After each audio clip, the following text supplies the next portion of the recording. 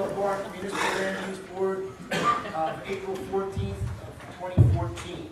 Madam Clerk, please call the roll. Mayor Carney? Here. Mr. Harms? Here. Mr. Valicchio?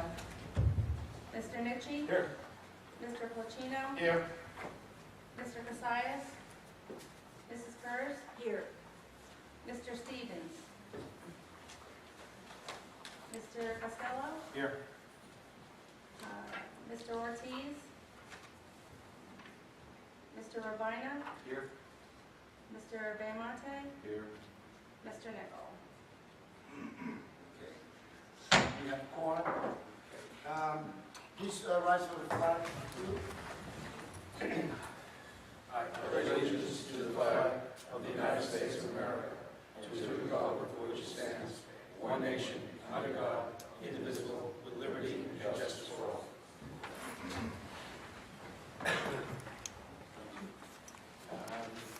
At this time, this meeting is being held in accordance with the Open Public Meeting Act. An adequate notice of this meeting has been provided as required by law. Certain portions of it may be closed, and anything enclosed will be known to the public at a later date.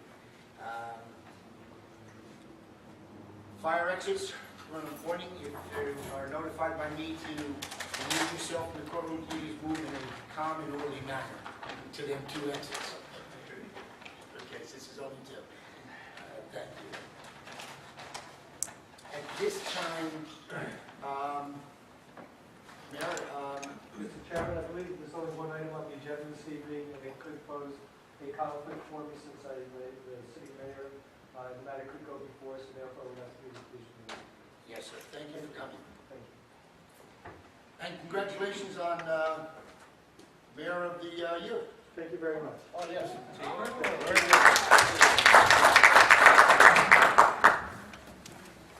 Oh, everybody check, please put your mics on.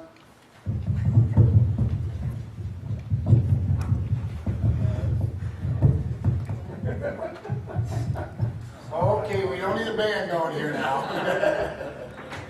Okay. Hello? We're on. I mean, we're recording and just How are you with that? You don't see that it's moving us now? That's our best. We'll work on that while we move forward. We ignore each other, so let's proceed. At this time, I'd accept the motion to approve the minutes of March 17th. So moved. Do I have a second? Second. All in favor? Motion carries.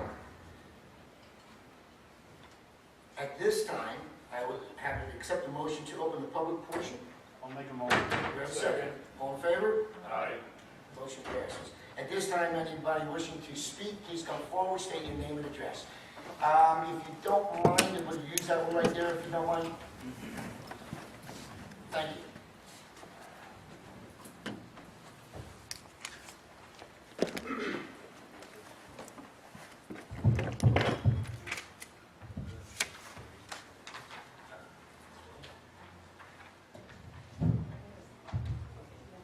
Jacob Nagaro, 612 Sheridan Avenue, Roselle Park. Mr. Chairman, would you please give me an explanation and explain unfinished business of 293 West Clay Avenue? Yes, sir. That is going to be heard on the regular meeting of the 21st, which is next Monday. Tonight is a special meeting. The applicant tonight was willing to come before us, so they didn't have to wait to meet. They are picking up the tab.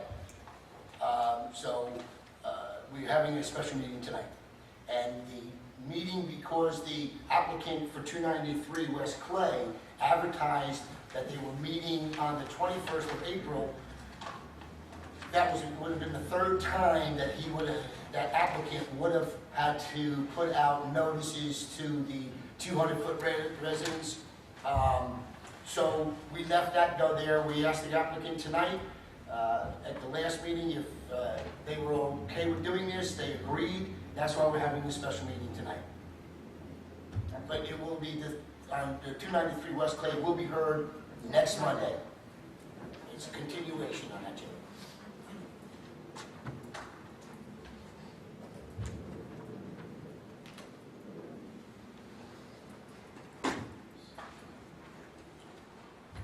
Saul Kirsten, 150 Berlin Street.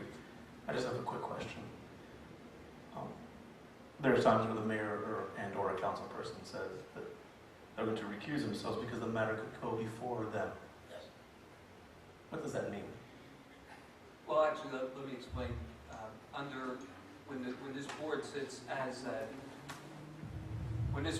as a board of adjustment, which this application will have use variance and/or interpretation relief, the mayor and councilman cannot sit on those board of adjustment matters.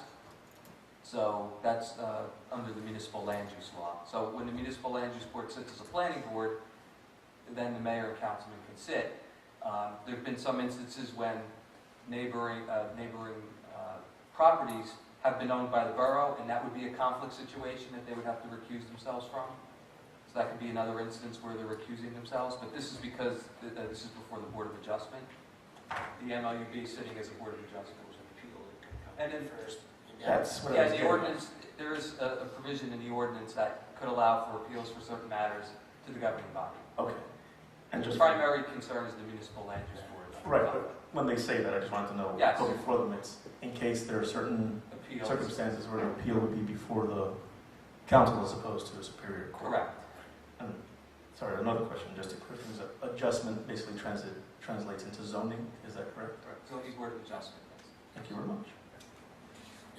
So if you remember, we had two boards at one time, but because of the population, we were allowed to combine them both. It just made it easier. One more question. I shouldn't have said nothing. My Columbo moment, sorry. The 293 West Clay, Yes. is that both adjustment and planning, or is it just planning, or just adjustment? It's adjustment. Yes. It's adjustment. Use variance and bulk variance. Right. So, again, the mayor would have to say, or That's council. correct. And the only ones who can hear it, just so you know, the only ones who can hear that is the 5 members that were here at the last meeting, and any of the other 2 members that were left, if they listen to the 5 hours of tapes, then they have to sign a waiver. So if you see That would be somebody Mr. sitting up Costello. here, you'll see, if you do see one of the 2, they've signed a waiver listening to the 5 hours of tape. Could I ask Mr. Costello if he had Well, listened? no, because he hasn't done it yet. Oh, okay. So Thank I'm you. not gonna put him on That's the spot. answer, that's all I need to know. Answer right now, but. something- Thank you very much. Okay. Try to keep you all abreast of what's going on, but. Okay. Anyone else wishing to speak? If not, I'll accept the motion to adjourn the. Close, not. I'll make a motion. I'm way ahead of myself. Do we have a second? Second. All in favor? Okay. As we just mentioned in the public portion, 293 West Clay Avenue is unfinished business, which will be heard on the 21st, the normal scheduled time for the Municipal Land Use Board. New business, we have none. At this time, we have a new application for 230 Westfield Avenue. Counselor? Yes, this required a re-advertisement for interpretation and in the alternative for use variance, along with the other requested relief. I believe the applicant's attorney spoke with Mr. Vinegra to clear up his details. Just to confirm with the clerk that we received the affidavit of publication and the proof of mailing to neighboring property owners. Yes. Okay, so the board has jurisdiction to hear this application. And we do have 7 members tonight. One other thing, I will make a statement that I don't think it's ever going to get there, but this board has a curfew of 10 o'clock. We will not proceed past 10 o'clock. We're not going to get there, but okay. I'm just making a statement, okay, that but you will have a continuation. If it does do that, okay, and that will be in May. Just an incentive to. How much more? Council, may I please the board, Mark Rothman, on behalf of the applicant. Good evening.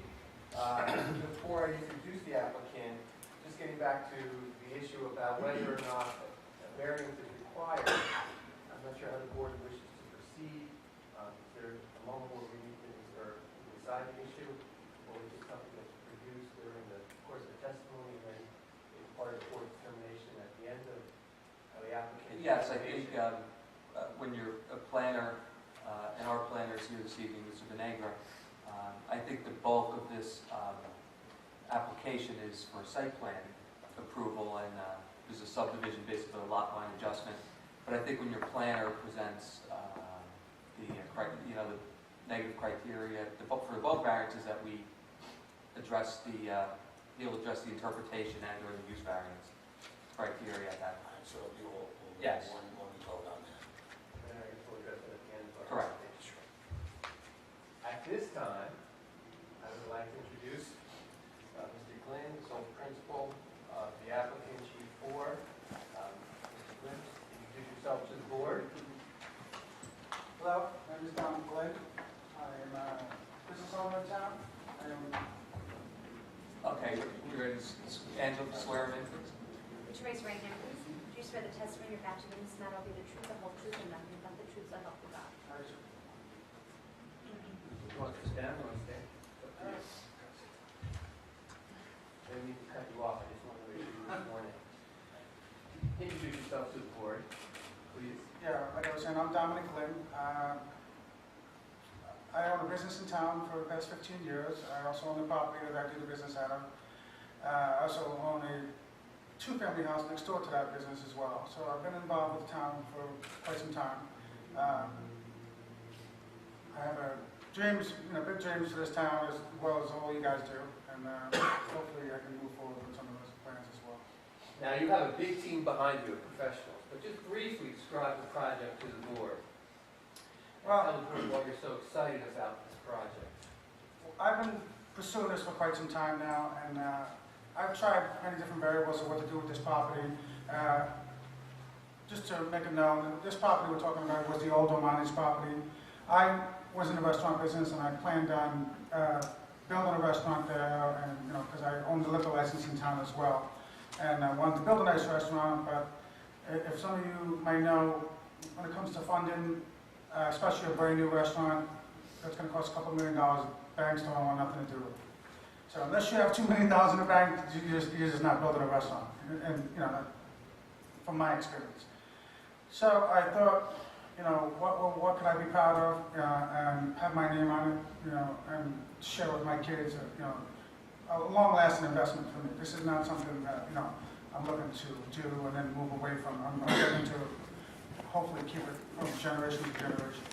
And I thought, it would be a beautiful idea to have a luxury, when I say luxury, I want to emphasize luxury because you can build apartments anywhere, if you're familiar with buildings going up all over the place, whether it be Cranford, Westfield, or Elizabeth, I'm looking more towards properties that Cranford would like, and something to join these towns together, you know what I mean? Because we're all right next door to Cranford, so I'm looking to do like a nice luxury apartment building that's self-sufficient, with parking underneath it, and secure premises where people would pay top dollar to live. If the board approves the application, what is it that you really want to build? Just briefly about what the interiors are going to look like. Well, it's going to be 27 units. Each unit will have its own 2 parking spots, not just 1 but 2 for each unit. It'll be state-of-the-art. It'll have luxury accommodations as far as right down to the kitchens with granite countertops, stainless steel. That I'm going to supply all these. Stainless steel refrigerator, stoves. I'm not going to rely on any of the tenants to supply anything. Hardwood floors, accent lighting throughout the inside and exterior, the perimeter, cultured stone instead of just doing regular stucco. Balconies, but small private balconies, nothing, too obnoxious, just something so that someone can enjoy the, fresh air. There's a list of amenities. And if the board grants your application for relief and development of this site, you intend to stay involved in the site, correct? Absolutely. At this time, I'm going to start with witnesses, professional witnesses, unless there's questions. Bring Mr. Glenn back, he's not going to go. In the effort, in the spirit of moving smartly.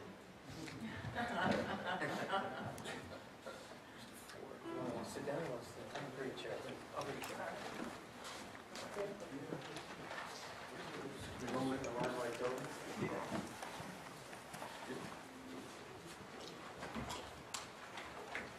Next witness, Mr. Michael Ford.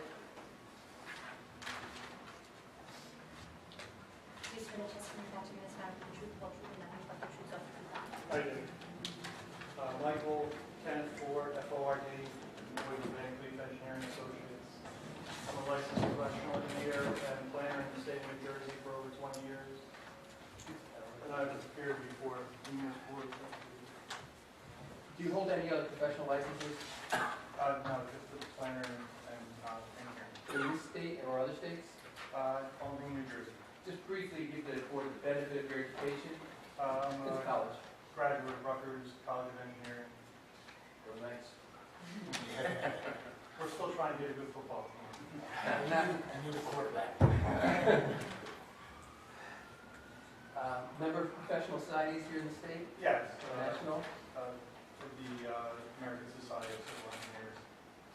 What is your practice area? What is your particular practice concentrate on? I focused on land development for my entire career. And you're, I should say. you mentioned a firm, you're associated with Van Cleef Engineering, Correct. and that's their practice area as well? Correct. Now, as a professional engineer, traffic and planner, you review certain site plans, traffic issues, lighting issues, landscape issues, soil reports, land use issues, code variance applications. Yes. Have you prepared and reviewed site plans, traffic reports, surveys, land use, stormwater runoff, soil reports in the past? Yes. About how many? Hundreds. And you do that in the normal course of your professional? Right. And the site plan that you prepared, your practice areas also include these issues, and in fact, are part of the site plan that you presented That's correct. before the board this evening. Have you testified before local boards before? Yes. And through local projects like this one and similar projects? Correct. How many times? Probably hundreds as well. And More so prior to 2008. We can, sure. I'll accept my my next question. You accept it as a, Planning expert. and engineering. Yes. And traffic. And traffic. Oh, okay. So So you're moved. two. And you also could probably I'm not sure. I'm sure. All right. I make the motion. I have a first, I have a motion, do I have a second? Second. Okay, all in favor? Aye. Now, in preparing, I'm going to ask the site plan that we submitted to be marked application 1 or A1. Yes. It's the site plan that's going to be needed. Yeah, last revised February 26, 2014, consisting of 8 sheets. We're going to refer to that as A1, not A1. Just give us a second here.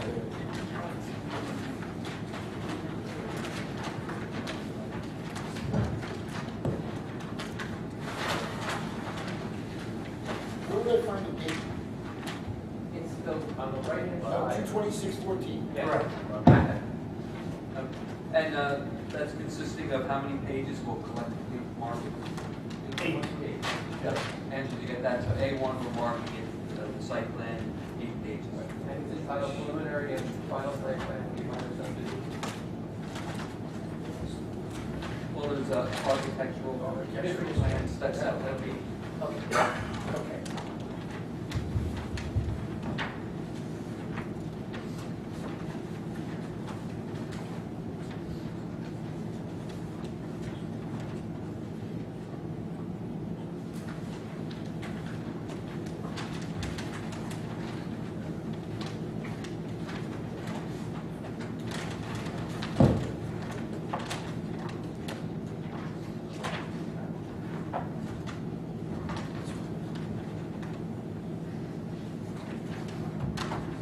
Just so I'm clear, I have two, and I apologize, which one are we marking?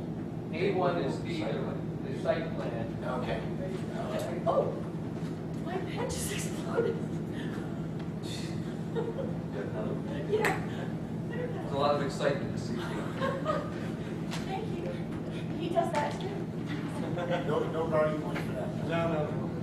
the second set of drawings is entitled Architectural Site Plan, Proposed Multifamily Dwelling for G4 Enterprises at 234 West Fifth Avenue, Roselle Farm, prepared by James Guerra. So that'll be, Okay, Aaron, that'll be each. okay, and that's 3 sheets. Yeah, and that includes the elevation. So that's 8.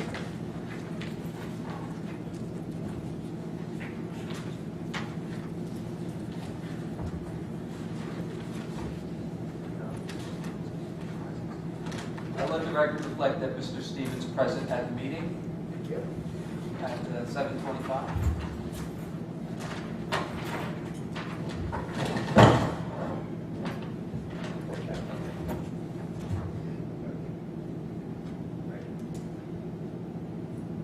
Now, Mr. Ford, prior to you preparing this site plan that's been marked as A1, you did an investigation of the physical premises, the site, 230 Westwood Avenue? Correct. And as part of your investigation, you were able to prepare the site plan, correct? Correct. Now, the site plan, starting with the actual physical layout of the property, does include a building, correct? Yes. In fact, it's vacant land, correct? Right. Now, can you just briefly describe what's adjacent to this particular lot in terms of character, structure, improvements? Yes, actually I have an exhibit if you want me to put it over the easel. Can everybody hear me? Yes. Yeah, if you have to, we can always take that up and take it with you. Thank you. So, Is this a different exhibit? This is a sheet 2 in your set of plans. We just referred to sheets 1 through 8. Okay. This is sheet 2 with an aerial photo superimposed on it in color, which is the aerial photo we used to prepare it, but it's colorized. Okay, let's do that A3. Mark it as A3. And to answer the question and to orient the board with regards to the rendering, at the top of the page is West Westfield Avenue. At the rear or bottom of the page, rear of the property is the rail line or abandoned rail line. The property is highlighted with this red color. You can see the virtually entirely impervious pavement, which was the old parking lot and the remains of the restaurant that was demolished. And then with regards to adjoining uses, you can see the industrial and commercial use to our east, and then the similar type of use with a residence at the front to our west. could you just briefly describe the road that fronts this particular site? It's called West Yes. Westfield Avenue. It's Route 28, it's a state highway. It's under the jurisdiction of NJDOT. Certainly as part of any approval the board would grant, it would be subject to us gaining a NJDOT permit for our driveway. There is an existing driveway, but we're modifying that slightly for the project. And Route 28 is 4 lanes, 2 in each direction with a median down the middle. Now, as part of this application for relief, you prepared on page 1, which is marked as A1, as general notes. Just talking about some of those general notes.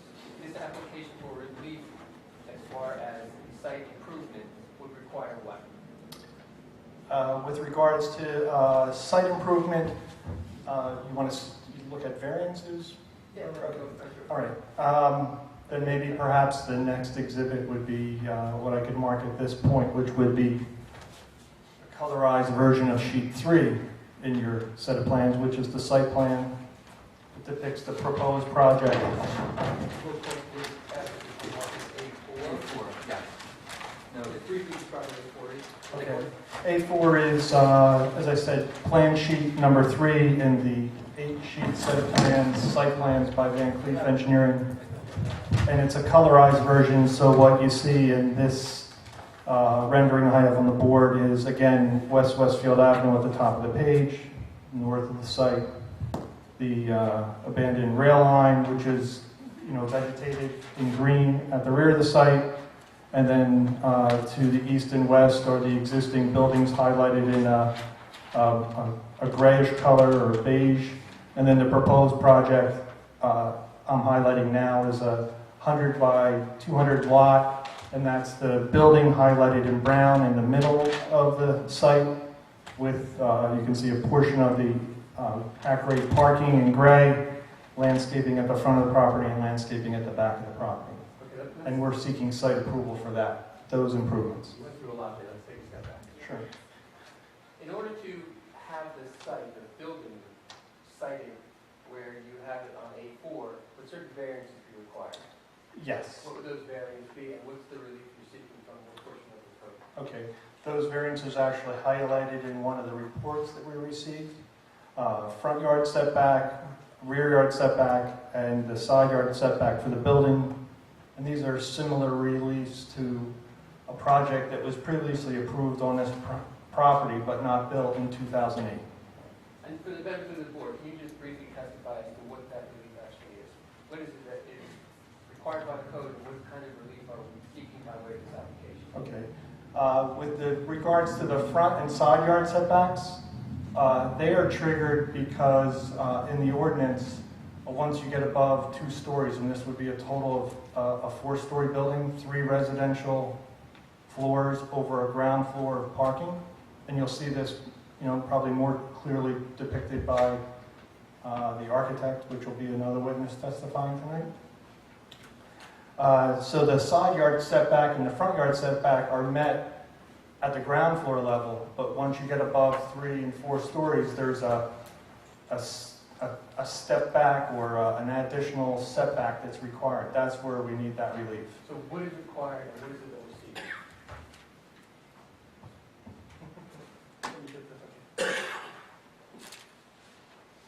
Burn right through this. Sure.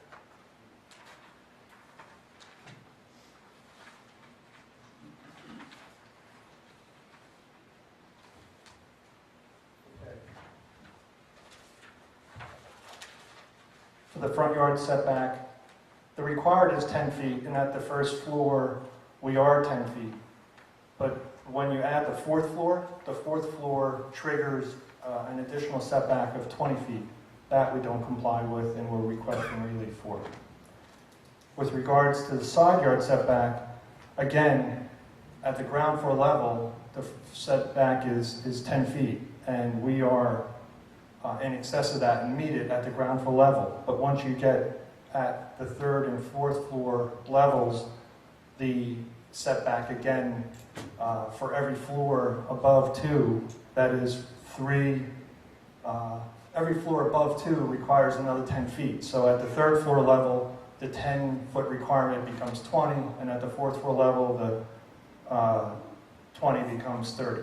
So we're requesting relief because of the additional setback criteria for above 2 floors. And at the rear yard setback, the required is 25.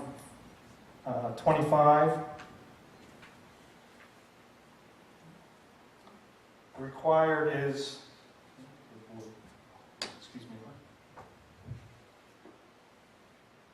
is 25, and we're at 15. And just as you're talking about the rear, in an effort to present this in a timely manner, how is it that... I was trying to do that a moment ago, and you said I was going too fast.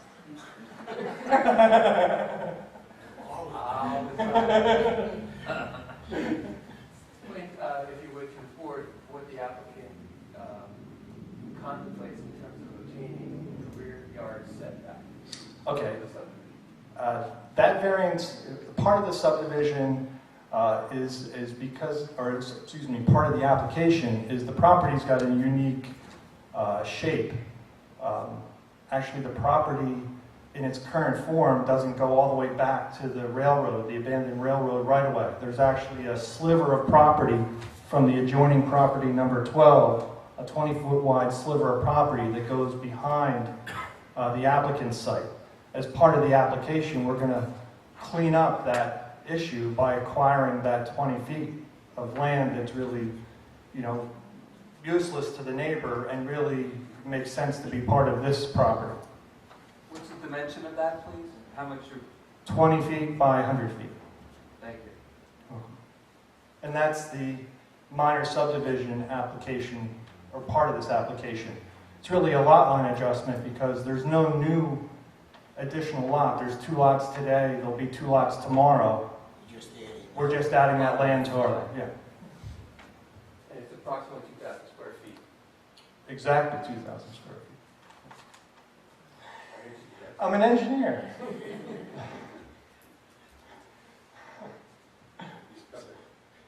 Yes, exactly.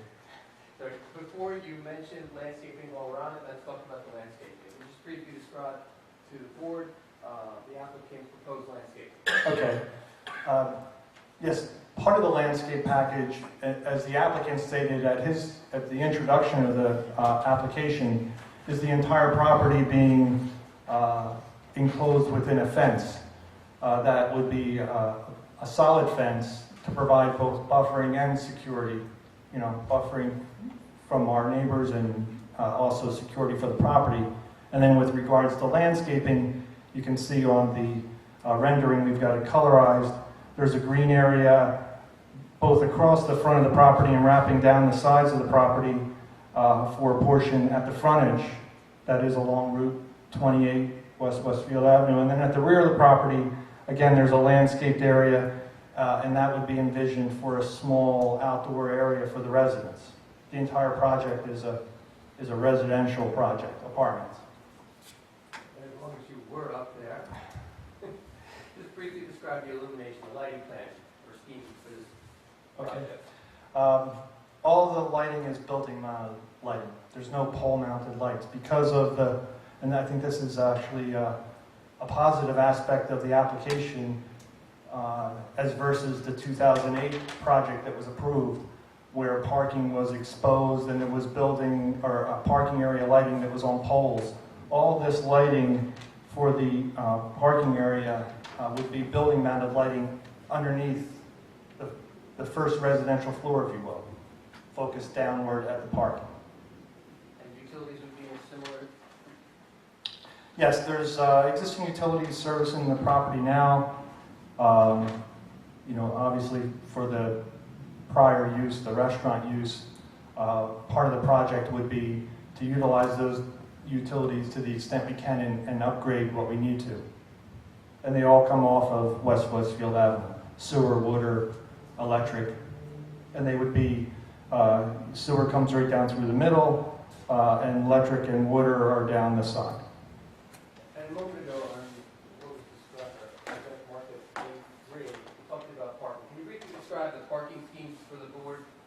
Okay, this shows the existing layout, and you can actually see, you can see it from where you're sitting, we've actually highlighted the old parking layout for the restaurant. The restaurant sat on the northwest corner of the property up close to the road, and then the parking driveway and the existing driveway are down what I would say is the east side, or as you face the property, the left-hand side. There's actually the remnants of the old pylon sign, I think is still there, where the restaurant, for the restaurant use. And that's the existing parking was, toward the front of the site and at the rear of the site, entirely paved. What we're proposing for the project is a slight relocation of that driveway to the exact center of the property. It would enter, and you'll see this and how it functions more clearly on the renderings for the architectural, because it's actually the entrance at the front of the building, but through a gated entry to the underground, or I'll say first floor parking. And maybe at this juncture I could address one of the comments you had by your staff members. What we're proposing is parking adequate for the zoning and the resolution or the residential site improvement standards. Part of the prior 2008 application was a pretty substantial variance approval for parking. They were substantially lower than what the ordinance required for parking. We're proposing completely compliant number of parking spaces. The only aspect of the parking where there's a slight deviation from the standard, and that is a waiver, a design waiver, is we're proposing stacked parking. So there's an access aisle down the middle of the parking, just like any at-grade parking, with 90-degree parking spaces off of each side of that access aisle. But what we're proposing is 2 spaces. It'd be similar, a way of describing this use is this is a residential use. If you have a single-family home, you have a garage and a driveway. So you have 1 car in your garage and 1 car in your driveway. You need to, get the car out of the garage before you need to get and there's a car in the driveway, you move the car out of the driveway and then move the car out of the garage. And the way this is set up is perfect for the proposed use because we have rows of stacked spaces identical to the number of units. So each unit will be assigned 2 spaces, 1, 2. One right in back, one right in back of the other. So that avoids the conflict between residents, obviously. You want to avoid, where, one resident is parking behind another resident's car. The parking is almost like a tandem parking that would be assigned to each unit. Right, we refer to it as stacked parking. The traffic, you just basically describe the inflow, ingress and egress of the apartment renters. Right turn in and right turn out. Right turn in off of West Westfield Avenue, and the movements out would be limited to right turn out. It's, one way, we're not opposite the break in the median. All the traffic circulation would be in that fashion. And that was similar to the prior use and similar to the prior approval, but for the prior approval actually I think had the driveway pushed over very close to where there's the break in the median, which while there might have been signs up there to say you can't make, go straight across or you have to make a right out, it was in a position that might be conducive to lend itself to people doing that. But I think we're directly opposite the island that would preclude that type of traffic movement. And again, we're subject to DOT. We have to get a DOT permit for the driveway. While we're still under the building, there was a request for a stormwater runoff. Previously described to the board the stormwater solution. Yes. Okay. This is one of the engineer's favorite subjects. We get excited about stormwater runoff. See, everybody else joins me in this excitement.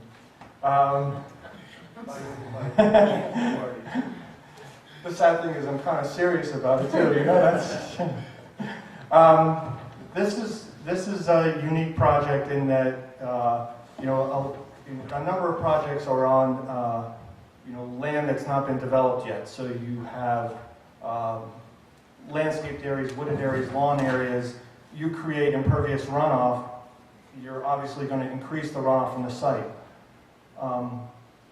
Because of the existing conditions here, the actual net impact of the proposed conditions, because of the green area we're adding in the front and at the rear, is actually a net decrease in the total impervious coverage on the site from day one or today to build out of the project. So just that alone, I think you can follow the logic that would not have an adverse impact on stormwater runoff. And that's the way we presented the application initially with the initial submittal.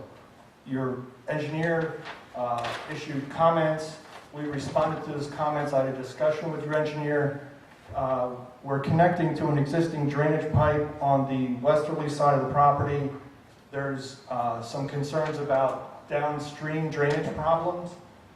So the request from your engineer was that while you're not required to provide some on-site stormwater management or stormwater mitigation, that is something that would decrease the flow, because just by the virtue of the land use, having more green and less impervious cover, you're already going to reduce the runoff from your site. There was a request that we provide some on-site stormwater management. Now, the way we've done that, and we have done that, to reduce our stormwater runoff for the 2-year storm by 50%, the 10-year storm by 75%, or to 75% of what the existing condition is, and for the 100-year storm to 80%. So that's a 20% decrease in runoff. And what we did is the drainage from the building is connected to a runoff collection system in the parking area, all piped underground. We've increased the size of those pipes substantially and provided an outlet control device that is an underground device that slows up the water and causes it to back up into our on-site oversized drainage pipes, an underground detention basin, if you will. And that's how we've accomplished and acquiesced to enhancing our stormwater runoff to the benefit of our neighbors downstream. And that's a positive aspect of the proposed project. So without the project, you have more stormwater runoff today and continuing. With the project, it would be an off-site drainage improvement by less runoff from this site. Now, everything we testified to up to now either complies with the zone code or requires just a bulk variance, correct? Correct. The height of the building complies, does Correct. not require a variance. The other items, setbacks, do require relief from the board regarding the bulk variance. Correct. Let's talk about for a moment this issue about the entry area into the building. Where is that located? At the front of the building. And what does that consist of? There's a doorway right off of a sidewalk, and then there's also a doorway from the parking area into that same lobby area. Now, based upon your review of the code and what was permitted on this site, you chose that particular area for what factors? Well, actually, this is probably more for the architect to describe the layout and use of the building. But what we're discussing is, and this was part of the 2008 project approval as well, is the zone, the B3 zone, allows this use, the residential use, on all but the first floor. So you're not allowed to have any residential uses on the first floor. The 2008 approval had retail on the first floor and residential on the upper floors. But it also had like a common gathering area for the residents on the first floor. We're not proposing any first floor common gathering area for the residents, but in, I think, really an abundance of caution, there's been an interpretation that even the entryway for the residents, there's an elevator, there's no other use on this site proposed but residential. And there is a portion of the first floor that will service that residential use. So that is what triggers the D variance. Well, what other design features are included in the entranceway in terms of mechanical systems, sanitary systems? Yeah, there's a mechanical, again, this is, the architect can go through the first floor, but there's a mechanical room, a stairway, an elevator, and a vestibule area. There's 2 handicap parking spaces required by code again, and then in front of the handicap parking spaces is an allocated area for refuge or trash containers. And that's what's on the first floor at the front.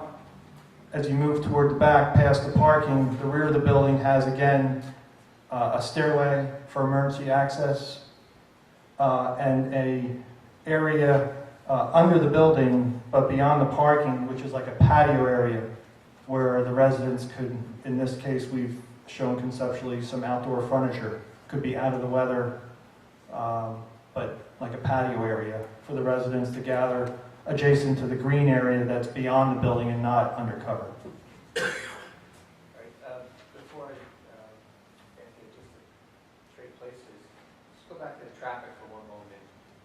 What is your understanding of the traffic patterns during the day for this particular development site? In terms of morning, evening, and will it have an impact significantly on the area, especially Route 28? Basically, in comparison to the traffic generated by the previously approved project in 2008, which had the retail plus the residential component, and this project, it would just be morning peak hour traffic for the 27 residential units exiting the site, They, again, would have to make the right out, and then again, at the end of the day, coming back in to the site, making the right out, or right in. And that right would obviously be required since it's a one-way, but would there be signage advising the driver that it's a right only? Yes, there's signage as well as a painted arrow on the pavement. And that's the pavement driveway before you get to the sidewalk.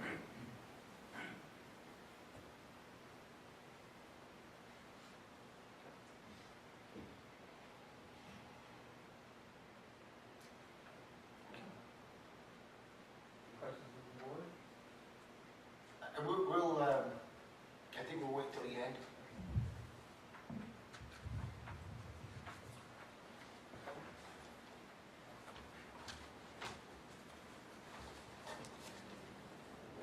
Next professional witness is Mr. James Guerrero.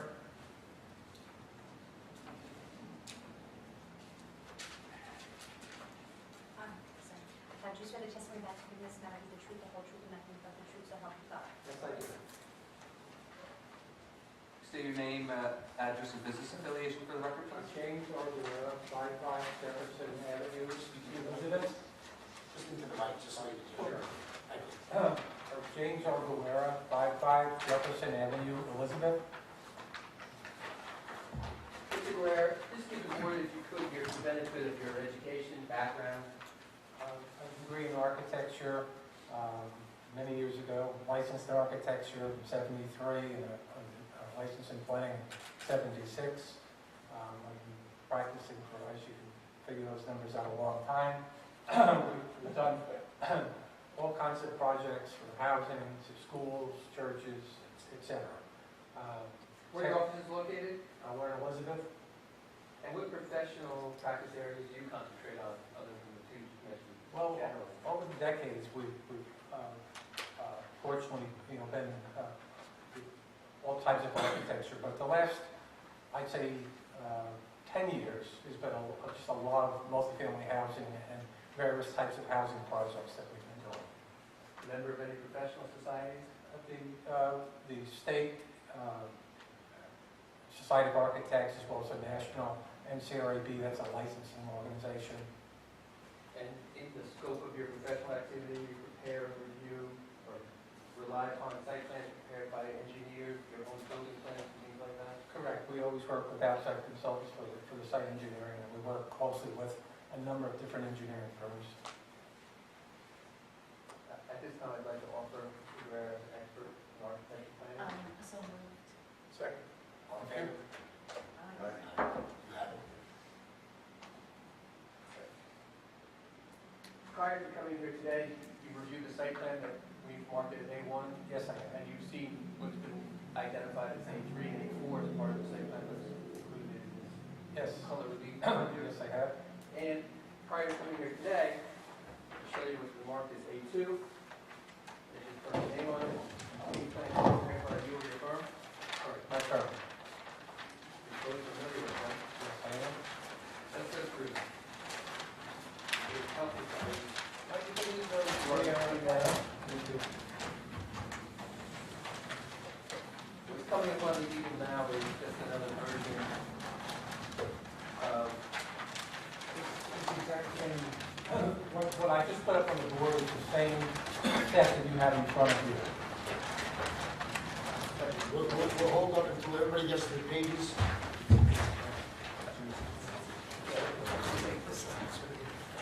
Everybody all right with the pages?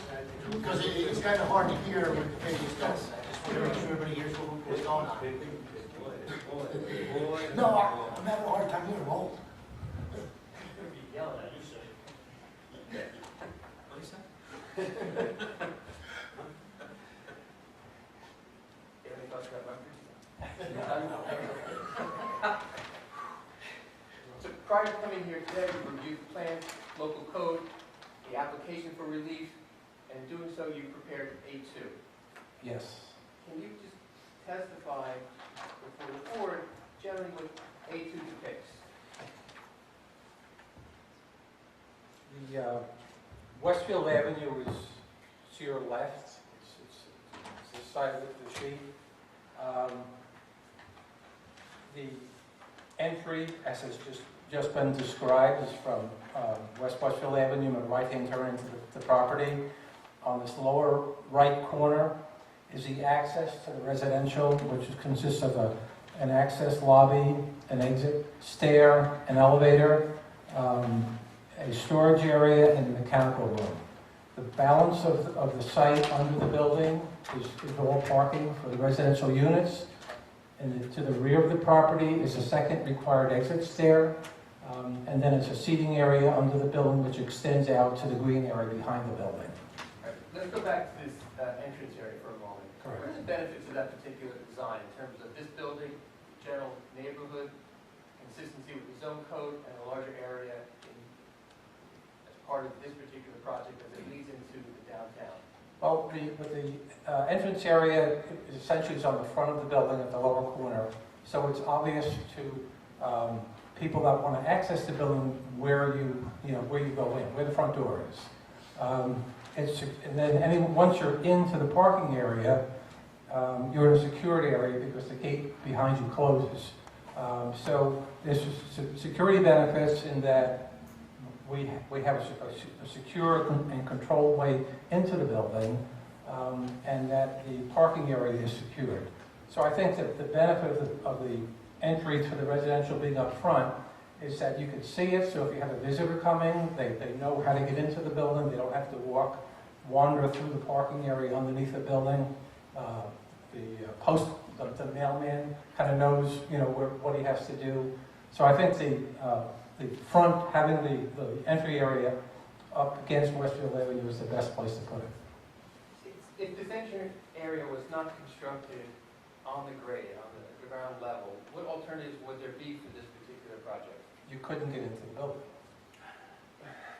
Okay. Yes, the question. All right, let's talk about some of the other design elements in this particular project. Maybe it would be easier if... We talk about, sure, we can, you want me to go through the floor? We can, That's fine. we'll go through a typical floor plan, and then we'll go to the rendering.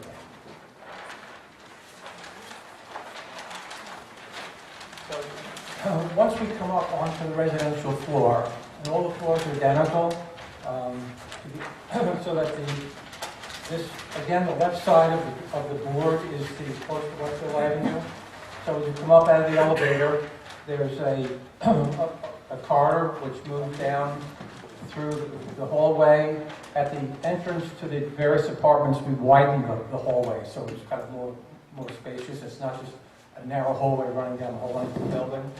So we do that at each of these points into the apartments. They're all two-bedroom apartments. As we go down the long length of the building, typically when you come into the apartment, there's a kind of a central living room area, dining room area, with the two bedrooms to the right and left of it. So there's kind of some privacy for the bedrooms from each other. There's two bathrooms in each of the apartments. So I believe that they're nicely laid out. Again, and that's typical on each floor. All the floors have the same design plan? Exactly the same, yes. Then when I'll go to the exterior. Okay, and the exterior will be 4 and 5. The applicant 5. All right, this is looking at it, again, from Westfield Avenue. So the entry area that we just talked about is right where I'm pointing here, with the roof coming again, so you can easily visually identify the entrance to the building. Then there'll be a number of materials on the building. There'll be stone, kind of on this entry corner area here, going the full height of the building.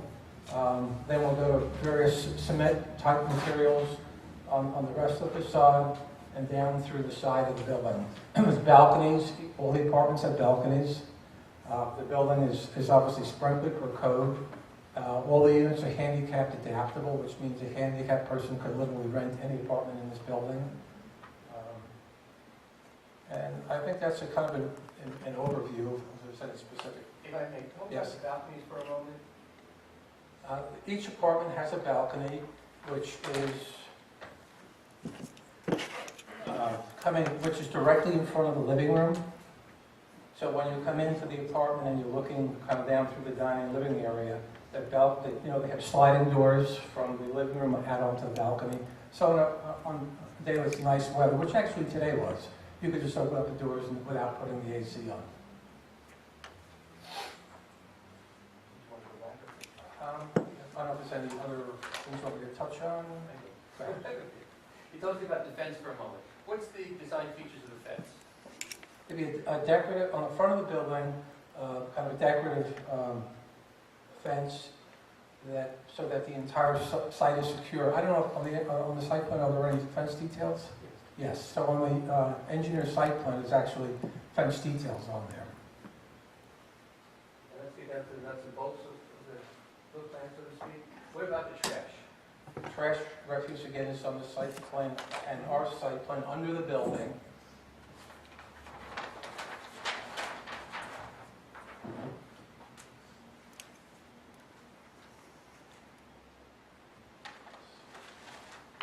So as you, under the building and on this upper left corner is the refuse area, and I believe the screening of it, et cetera, the details are shown on the site engineer's drawings. And the entry into the grade level parking, how will that be accomplished? By way of pass, key code? Okay, as you're driving up, there would be you could have a clicker system that actually, like an overhead garage door, you could actually hit as the gate would open. What I had talked about with the owner had actually explained to us, we did a project that he visited, and that particular, developers have done various, some of them do an open grill that rolls up. One developer did two kind of, they're like plastic, plexiglass, like overhead garage doors, so you can see, and he's got two doors. So that as you approach and you collect, the one door opens, and then you go in and it closes behind you, only half of it opens. As you're exiting, there's an electric eye that as you approach it, it opens for you and you exit. And that's the type of entry and exit door that this developer prefers. For a moment, let's talk about the illumination. The lighting wash is designed to illuminate what areas? Essentially, the lighting is predominantly to illuminate underneath the building, underneath the first floor, the second floor, the ceiling of the first floor, or underneath the apartments. That comes down and lights the entire parking area. In the face of the building near the entry area, of course, we don't show them on the rendering, but there would be lighting up under this roof structure here, so the front of the building is also illuminated. And that would be something would begin around dusk and come off around sunrise? Yeah, we could actually set it up as dusk to dawn lighting, correct.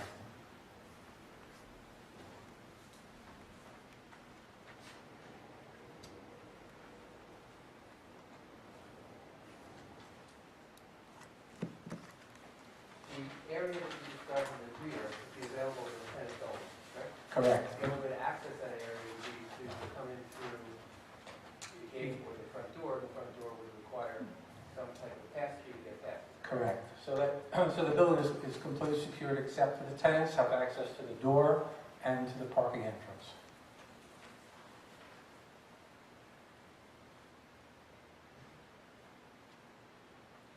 Now, the facade of this building on Route 28, how would it compare with the rest of the structure in this particular area?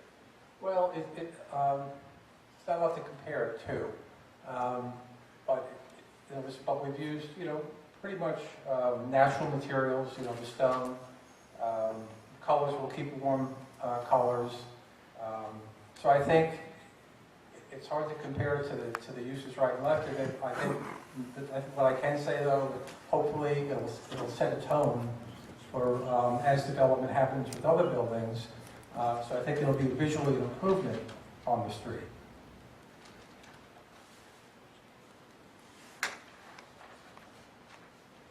The design feature about this, I just want to go back to this one area, the access area.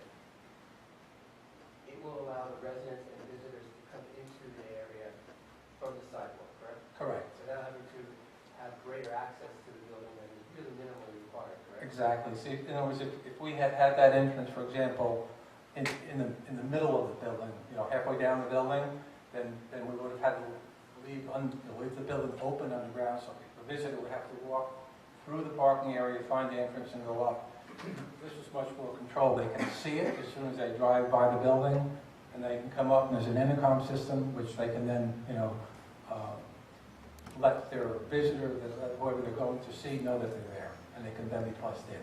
And just taking that thought for a moment, there's a security system in place. Can you describe the security system to the board, please? Well, I don't know exactly what the final system will be, but the idea is that it can be an enunciator.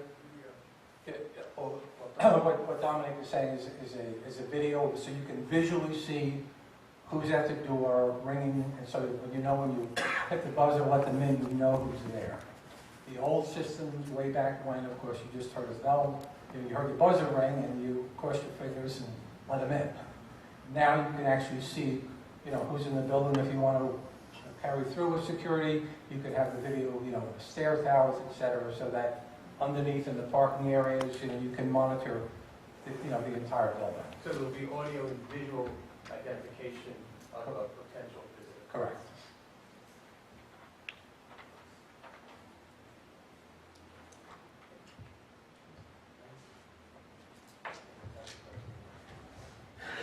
The next professional witness is Jim Burnett.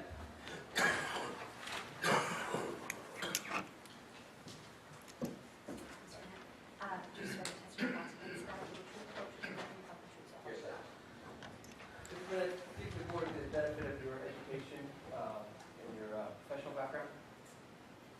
My name is Jim Burnett. I'm Director of Commercial Real Estate for Coldwell Banker in the Northeast.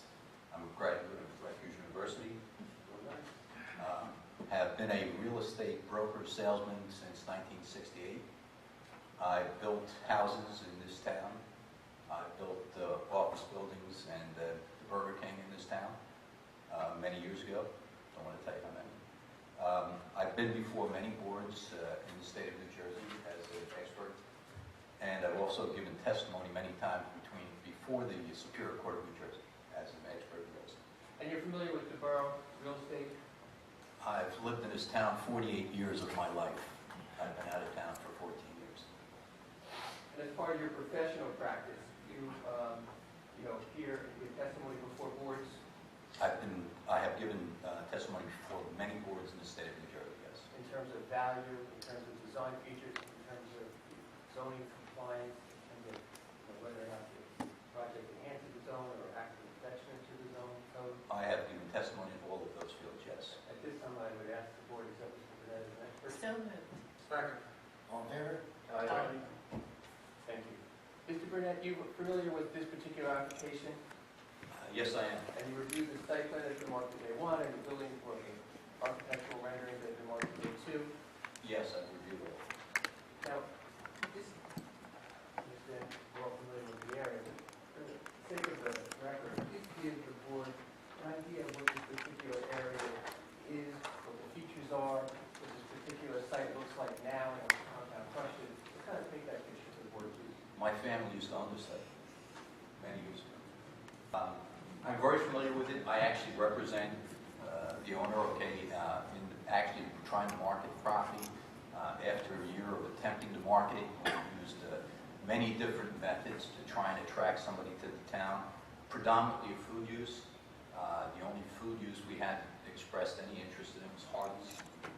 We had a daycare facility that was also interested, but we couldn't come to any kind of agreement, with the owner, who was not the least bit unreasonable. Our offers were not anywhere near what the property was worth. So eventually, Dominic decided that he was going to develop the project himself. It's surrounded by a majority of properties that are totally unutilized on Westfield Avenue. This is an improvement that I think will create further interest in the regentrification of this town, and I think it's a long time coming. What is there now? On the site itself was a demolished restaurant, as you well know, it's a vacant lot. To the left is the Merle Corporation, which is a obsolete structure. Further east of that, is the large 80,000 square foot industrial building and Skinner and Cook. Once again, I think needs some modification to redo the building or infrastructure in the general area. This may be the incentive in order to encourage others to come and want to put money into the town and increase ratables. What, you know, kind of using that as a segue, what would be the benefits of introducing this kind of project, if approved, to the borough? As you all well know, and so do I, there's a lot of, as I said just previously, underutilized properties, and I think it will be an encouragement for future development along the Westfield Avenue corridor for things that are going to increase the ratables in town. And the target audience for this project, if approved, would be whom? Well, for lack of a better term, we refer to them as DINKs, dual incomes, no kids. And those are people, okay, who husband and wife both work. They are looking for a future rather than a family at the moment. And that's, I think, the kind of people we're going to attract. I was involved in a very similar project at the Union Railroad Station some years ago. And predominantly what wound up going into that project were exactly that. Professionals who were more concerned about their careers than their family. And their impact on the borough's resources would be greater or be less? They have very little impact, okay, on the resources of the town. And based on your experience, what kind of impact would that kind of population have on the downtown business community? Well, we would hope, or the town would hope, okay, that they would patronize, okay, your currently existing retail system as well as your restaurants here in town, and hopefully add to the success of some of your failed retailers. And based on your experience and knowledge of the borough, how would you describe the health of the downtown businesses? As you and I all know, and I was here for 48 years and saw the suffering of our downtown, I think it needs a shot in the arm. And I think things or projects such as this will actually encourage others to come and want to develop something that will add to beneficial things that would help the town. Based on your years of experience, would this particular project, if approved, create a negative impact on the area? I can't think of a reason why it would create any negativity whatsoever. Based on your knowledge of the area, is there a similar project in the borough that would compare with the project for the application for the board to see? There's none that I currently am familiar with that I know of anyway at the moment that are on board here in town. Do you think the project would be viable as it is, appears on the renderings behind you? There certainly is a need, and yes, I think it would be very viable. And is that a need that's been expressed to you by others, or is it based on your research or experience? Both. I have a partner who runs the union office of Coldwell Banker. There's definitely a need, okay, for housing. Not always the case for new housing or new homes, but predominantly now more and more people are electing to live in apartments where they have no responsibility for maintenance and cleanup, and don't have ownership which actually ties them to a residence until they find somebody that can actually purchase it. And based on your knowledge and experience, would this be the kind of project that you believe would have a positive presentation of people who are coming into the borough? Well, certainly from its appearance and its aesthetics, I think it will certainly have, or at least motivate people to want to take a look and possibly even have further interest in the town. Anything else you want to like to before the board regarding the project? I'm in favor of the project. By the way, I don't stand to gain anything by this. I'm not selling the property. The owner's going to develop himself, so I have nothing to gain from his approvals. That concludes the professional portion of the testimony. Board has questions, we will call any of our witnesses.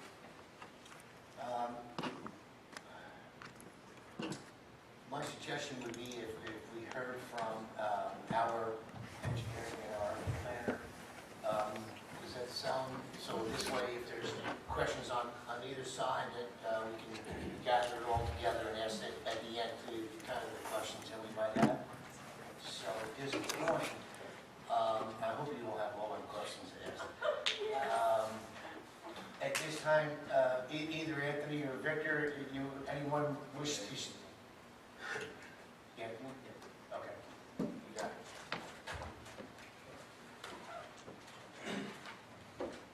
So, just referring to the engineering report, March 11th,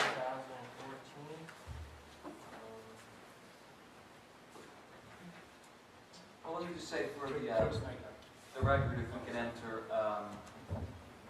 the review letters dated February 19th, 2014 and March 11th, 2014 as B1 and B2. I believe the applicant has those letters. Yeah.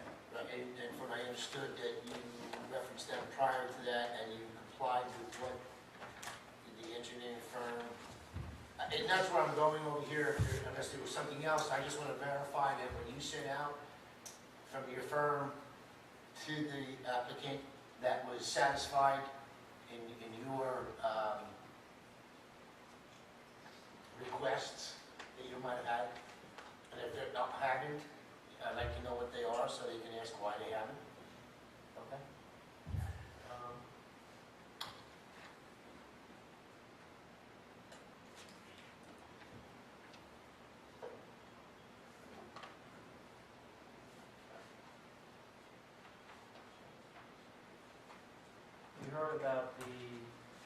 We heard testimony about the stacked parking. We heard about the driveway, ingress and egress. You just had that question about that column. I think it was taken off of the architect's plan, but it stayed on the engineer's plan. That's probably... That's a consistency issue, and the architect will take that won't be on the architectural plans either. Sounds good to me. I know we heard about fencing. If you could just quickly clarify the types of fence and where they are, just so it's clear, because I know there's details, but we just want to maybe mark it on the plan just so I know. Sure.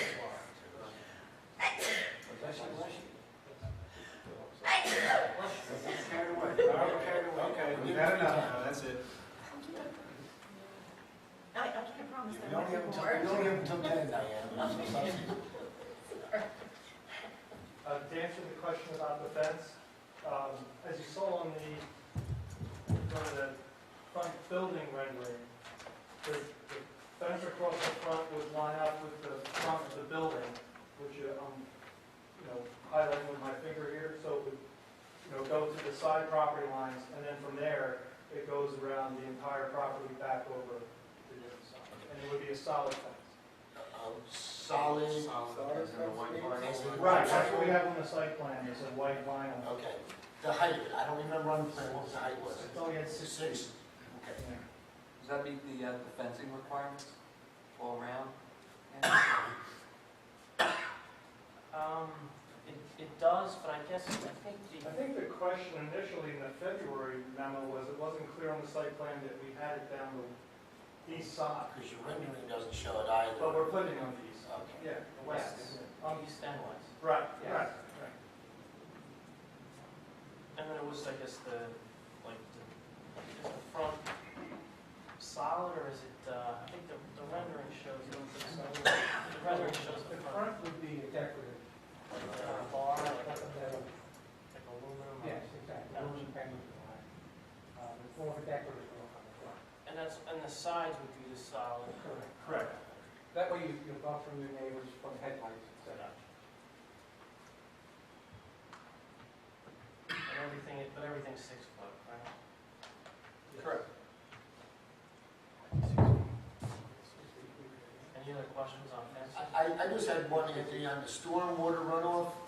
I kind of, I didn't get it as excited as the engineer did on that particular aspect of it. I was just wondering, does that meet what you need on that particular area? Because it's kind of like underground storm storage. I can gather what it would be. I'm just concerned about that if it had any blockage, what happens then if it starts backing up? I mean, is there any, does it seem all right to you? We requested a maintenance, a stormwater maintenance plan that they need to submit. Okay, for that. For that to make. Okay, so that should be part of, because they haven't mentioned that, so that should be part of conditions. If we could put that down, it would be part of the conditions to, if it's, when it comes to vote.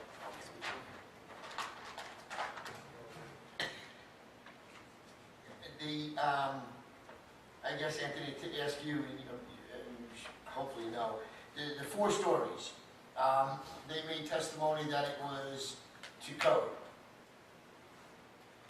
And that's because it's a B, As to the height. as to the height, right?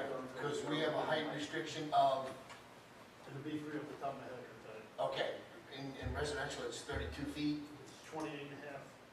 Oh, I was giving a few more. Okay, so only because I'm going back to another one, was many years ago that we had the problem with the height.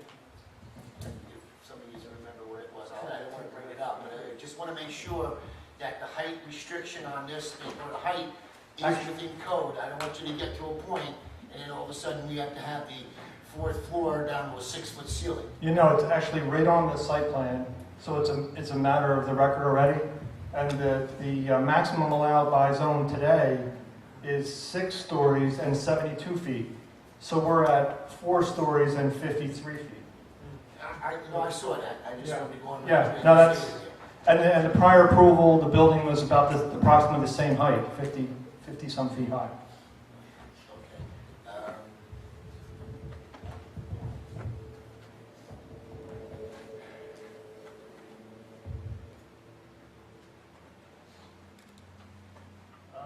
Site lighting, I know there was testimony, it's all under building lighting. Just want to make sure that there's no spill lighting onto the adjacent properties. I know there were some calcs done, but it was kind of unclear as to whether or not it was, no impact to the adjacent properties.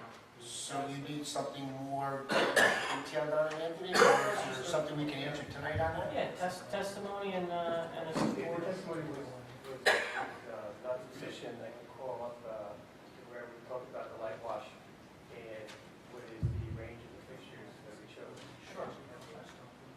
Yeah, we can provide additional shielding at the light fixture itself to prevent any spillage from the neighbor. I'm sure he's asking, he's just asking what is the illumination or whatever you want to call it. Not adding anything to it, but I guess what his concern is that, is it too bright? Is it not bright enough? Right. Based on the lens and the choice of the picture itself. What is it? Is it low sodium or is it high? What are you using? We actually, it's like a fluorescent light bulb basically underneath, attached to the underside of the 1st floor. Fluorescent lighting. Correct. Right. We actually, the lighting plan has a lighting detail. I think that's what Anthony's referring to. And on that has specific foot candles, the actual light intensity at the ground level. And there are areas where it's, 0.1 to 0.3 on the neighbor's property. If we need to get that to 0, we can get that close to, obviously the parking is right up to the property line, but we can get that close to 0 by adding some more shielding on those lights closest to the property line. Is that what? Yeah, yes. Right, and we have the solid fence too. Understood, it's got to be bright enough under the parking lot, and Right. we don't want any complaints from the neighbors. Right. So if what I'm hearing is that if we can do that to get it down to, we don't have even the inkling of having that, then we should do that, correct? Yeah. Okay. And maybe it should be recognized too that our immediate neighbors today is a driveway. No, I know, Right in it. we know what's there, but Okay. I can't look at what there's today. I Okay, have to look at what's understood. tomorrow, because Sure. then you have to come back and it's gonna cost extra money. You're doing the building now, you might as well No, take care of it right now. understood. These are not projection bulbs. Right. It's not a projection fixture. Yeah, what is the technical term, so we have it in the conditions when we bring this to a vote? We What- we can describe it by the radius of the wash, or we can describe it by the actual lumens of the fixture itself, or we can describe it in terms of the meter reading. All right, I only need one, no. I think You want whatever you call it here. Let's all be on the same page, just so we know what we're calling it, so we have it. What do you want to call it? I think If you, what do you think you want to call it? you were more concerned about the illumination, right? Yeah, Right, no, well, so he doesn't overspill into the neighbors in Right, case right. So let's go on elimination of spillage. Or wash. You can see right now, actually, on the plan, right at the property line, on our side of the property line, based on the current design on the plan, we're at 2-foot candles. 2-foot candles. And right on the other side of the property line, we're at 0.4. So you can see there's an effort that we're minimizing that. If we needed to get it to 0, that might be not practical because the property, perhaps you could park on it right there. Like a typical parking area is illuminated with 1-foot candle minimum. And that's a standard parking area. I'd say just calculate what it is at the property line and we'll review it. Because it's kind of like, you have a spot inside and then you have a spot outside. Right. If my engineer has a concern with it, then we have a concern with it. And we want to, eliminate or illuminate whatever area that we have to, so this way we don't have a problem down the road. It's as simple as that. It's, very simple. Okay, so we'll put it, give it to your engineering. We'll satisfy your engineer. Thank you. You all right, Anthony? If you have anything as we go along here, please ask. Victor, I know you sent the letter to the applicant. Yeah, I have a couple of big questions. One for the engineer. Victor, can you come to the mic, please, so we can have it on? Thank you, sir. Chair.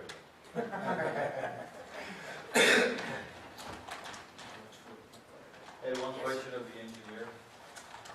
Comment on the review letter from Harbor Consultants dated March 14th, 2014, states in the general sections, general items about the easement. Did you investigate the easement? Item number 2, page 4 or 5. Actually, that was one of my questions. Yeah. Drainage. Let's hear the legal.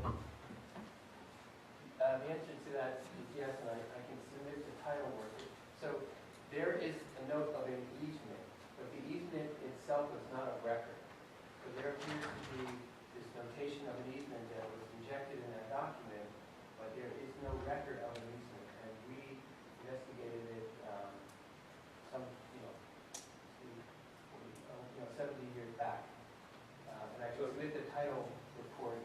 Okay, so, There's a record of it. but it's there just is, not tax map. question to the engineer, is there a large storm sewer located? Yes.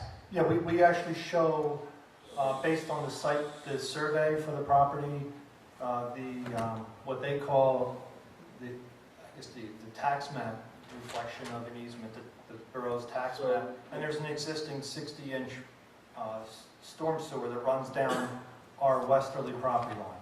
There's actually a grate on site that So would drains it be into that. safe to say that there probably, one time was supposed to be an easement that maybe never got filed?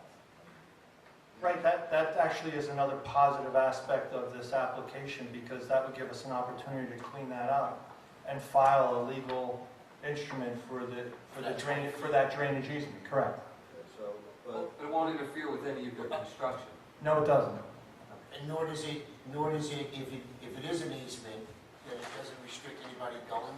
I mean, is there a well, no, ability? that's the second point. The problem is we have items being placed within that easement.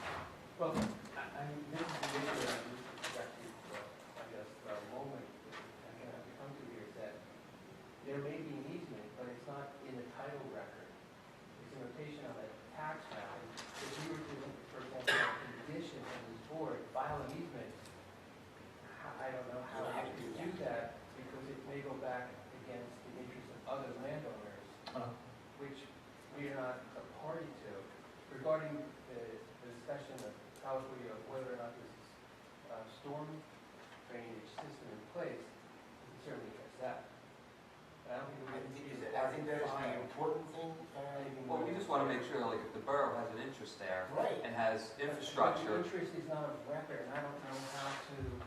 Well, even the tax map gives us some validity. I mean, I'm a professional landscaper, and I do, there is validity to the tax map, so There's a validity that the pipe exists there.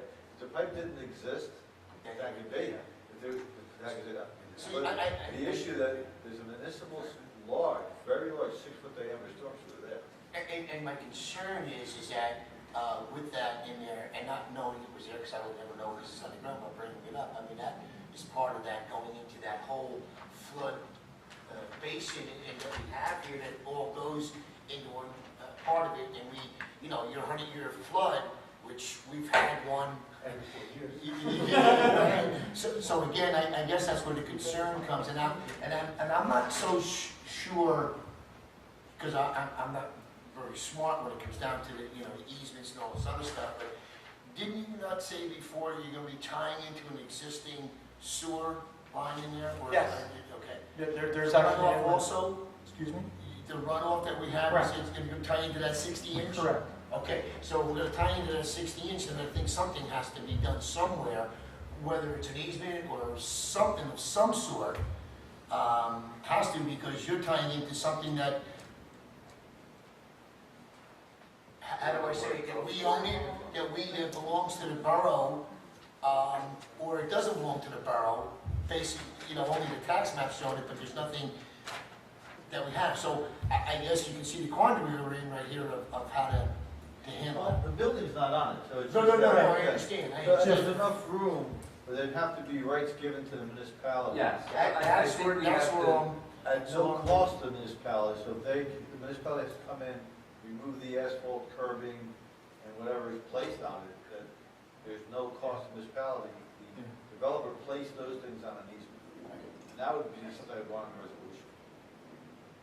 Well, we have to, at a minimum, there'd be a condition. There'd be a condition.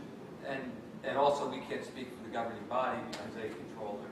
No, but typically, when you construct within, I would like part of this resolution that there be these given to the municipality at no cost, and that any disruption to any items placed in that easement would be the responsibility of the developer. Would a maintenance agreement suffice?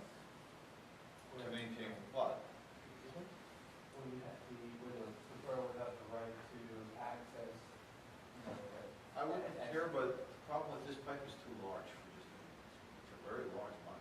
And I don't think the board, you know, there's going to be action required from the municipal governing body also on this. So I'm saying, if you're granting the easement with stipulation that if the municipality had to go to repair the pipe, yeah, I mean, exactly. But- The pipe comes on and off the property. It runs right down the property. right on property. And then it turns onto the adjoining property to the west, right? It's typical easement language, that, you know, you can put a shed on an easement, you can put a fence.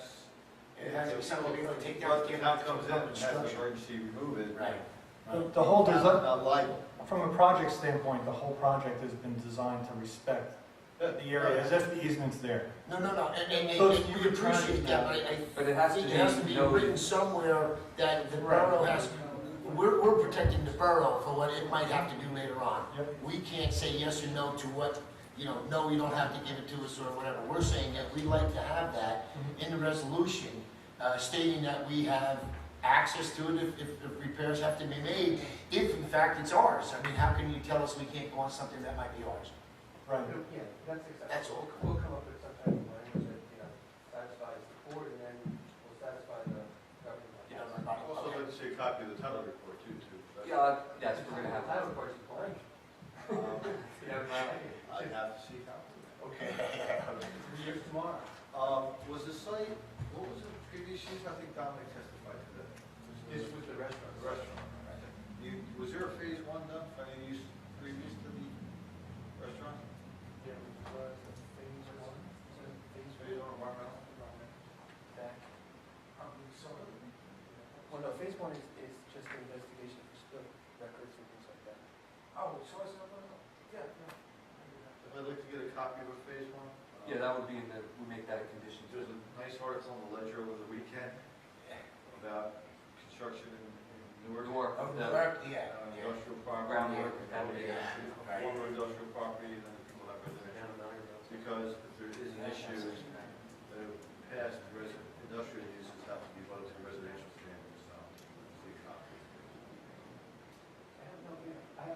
I'll be back to the board regarding it. Well, there's one thing that Phase one is a technical report. I don't think there was. I think because this is not a residential zone, that's why I'm asking. And nobody comes up, if there was a bank involved in a purchase, if there was no bank involved in purchase, it may not come up. If it was a gas for purchase. Normally for bank-owned industrial purchase, normally it's phase one involved. Our firm handled the purchase, but I don't think it was a phase one required. There was a report, but I think it was sort of phase one. Oh, that's even better. That's, So Because soil I think it's board? soil board. Well, not the soil, It the wasn't drainage. groundwork. Yeah, it wasn't, I mean, that would be a phase two. correct. It was soil. Just for board members, a phase one is just a past look at the history of the site. And for these great flags, so there's always restaurant, that's not a major issue. Maybe you could have had maybe a heating well. And a heating well is not, doesn't travel fast, it's dead. The only issue that there was past industrial uses on there, it's a red flag. Once you're converting the industrial zone to residential, it's something that, it should be investigated. So how do we handle this particular aspect of this report to be given to somebody? Yes, for review. For Well, review? yeah, I don't think the board's asking for phase one, but I'll review the file to discover what was produced and its condition. We would want some evidence Phase of, one is inexpensive to do, it's not very. Yeah, and if $2,000. the board requires a phase one after reviewing what we have, Why don't we do this, why don't we do this, why don't we have the, Are we talking about the soil test? No. phase one's just a history. Phase two would be soil board. okay, we're not getting into soil boarding yet unless the findings, Okay, well, while we're on the subject of soil, if you're going to acquire that piece of property behind what was the restaurant, there used to be tanks on there. So how does that play into? frankly, we're aware of the prior use of that small There store. used to be a chemical factory next door, Work required was the 2,000 square feet. behind your existing property, where there used to be storage tanks back there. That would be a small storage. It's Well, it only wasn't 10 very feet. big, but I mean, there was storage tanks there. Storage for restaurant equipment? No, the restaurant. To the processing company to your left. Your contract purchaser for lot 12, that sliver of lot We 12? had a contract purchaser. Are there environmental contingencies in the The contract? only contingency was board approval. Because we don't,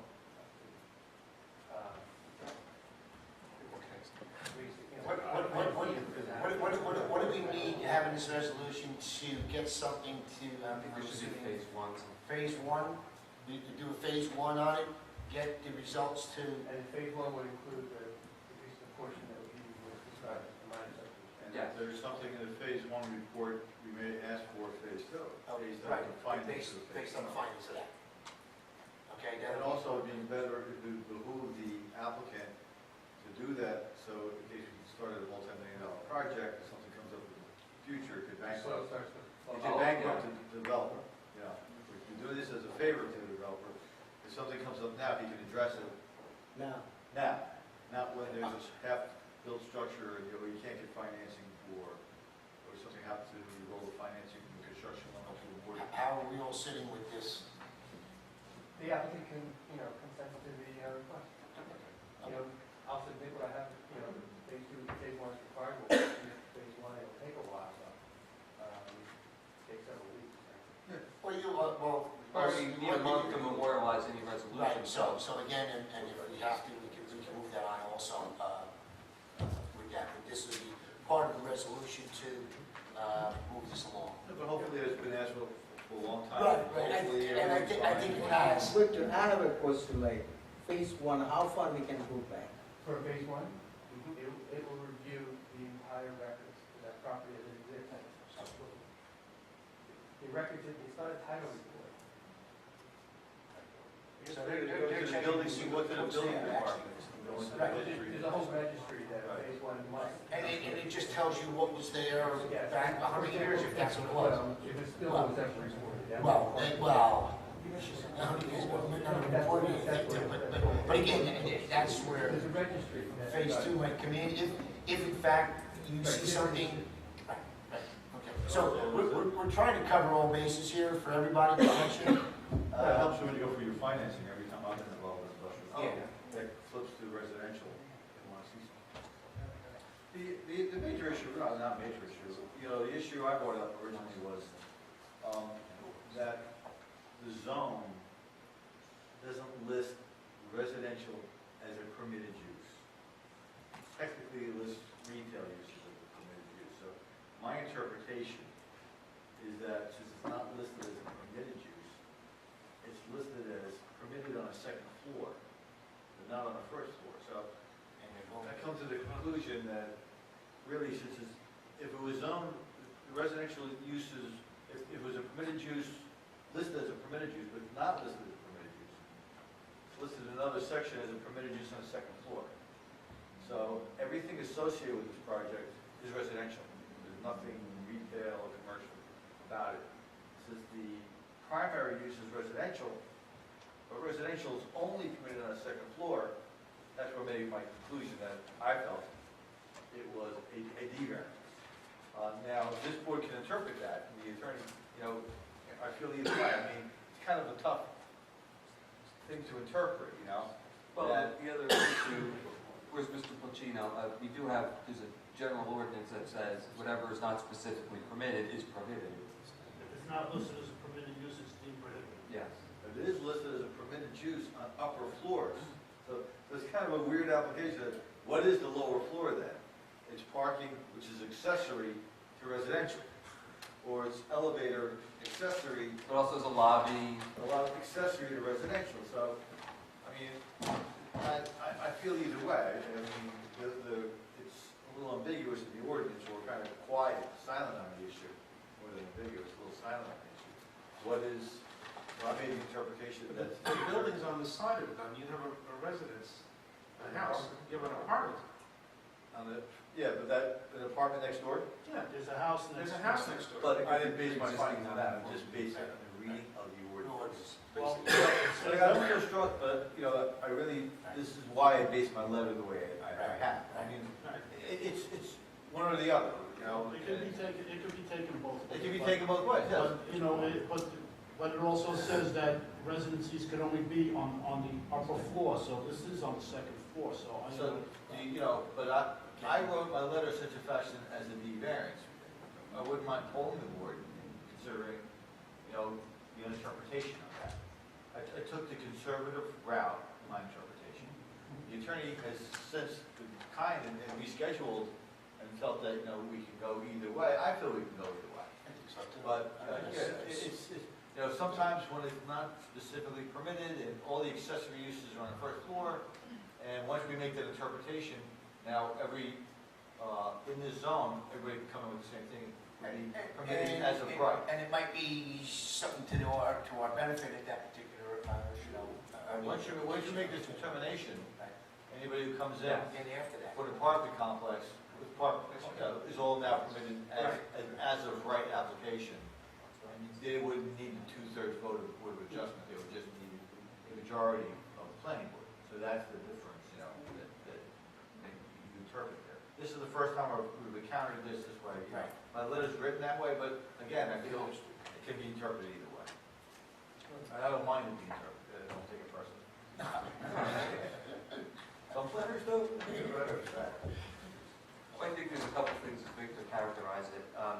Secondly, there's that 40-1603G, where it says anything not specifically permitted is deemed prohibited, which, if that wasn't there, I would lean more towards the interpretation. You know, that just bothers me a little bit, but I think for the board to consider, you had 2008, you had a similar application, and a use variance was granted.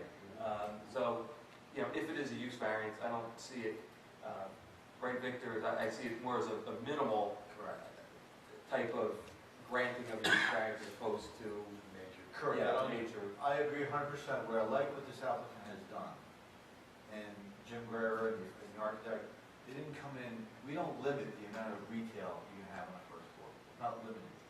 So they could have came in with a 10 by 10 area and said, you know, hat shop. And it would have been planning board. Nail salon. Yeah. They didn't go that route. So I must commend the applicant for doing the right thing, of not trying to circumvent the Board of Adjustment if the planner wrote this letter and threw a little junky retail in there that really wouldn't fit one neighborhood. So that's also why I feel that it can be interpreted differently. Because, again, we don't limit how much retail has to be or type of commercial use has to be in our ordinance. And I think that's something, Carl, we should look at in the future, maybe coming up with some kind of a percentage to do that, you know. I'll be glad to sit with you. Yeah, okay, so it's just something I think that should be in order. So, because I've had towns where retail, if it gets below 5,000 square foot, it can be real bad retail, so. So can we have a kid sell lemonade?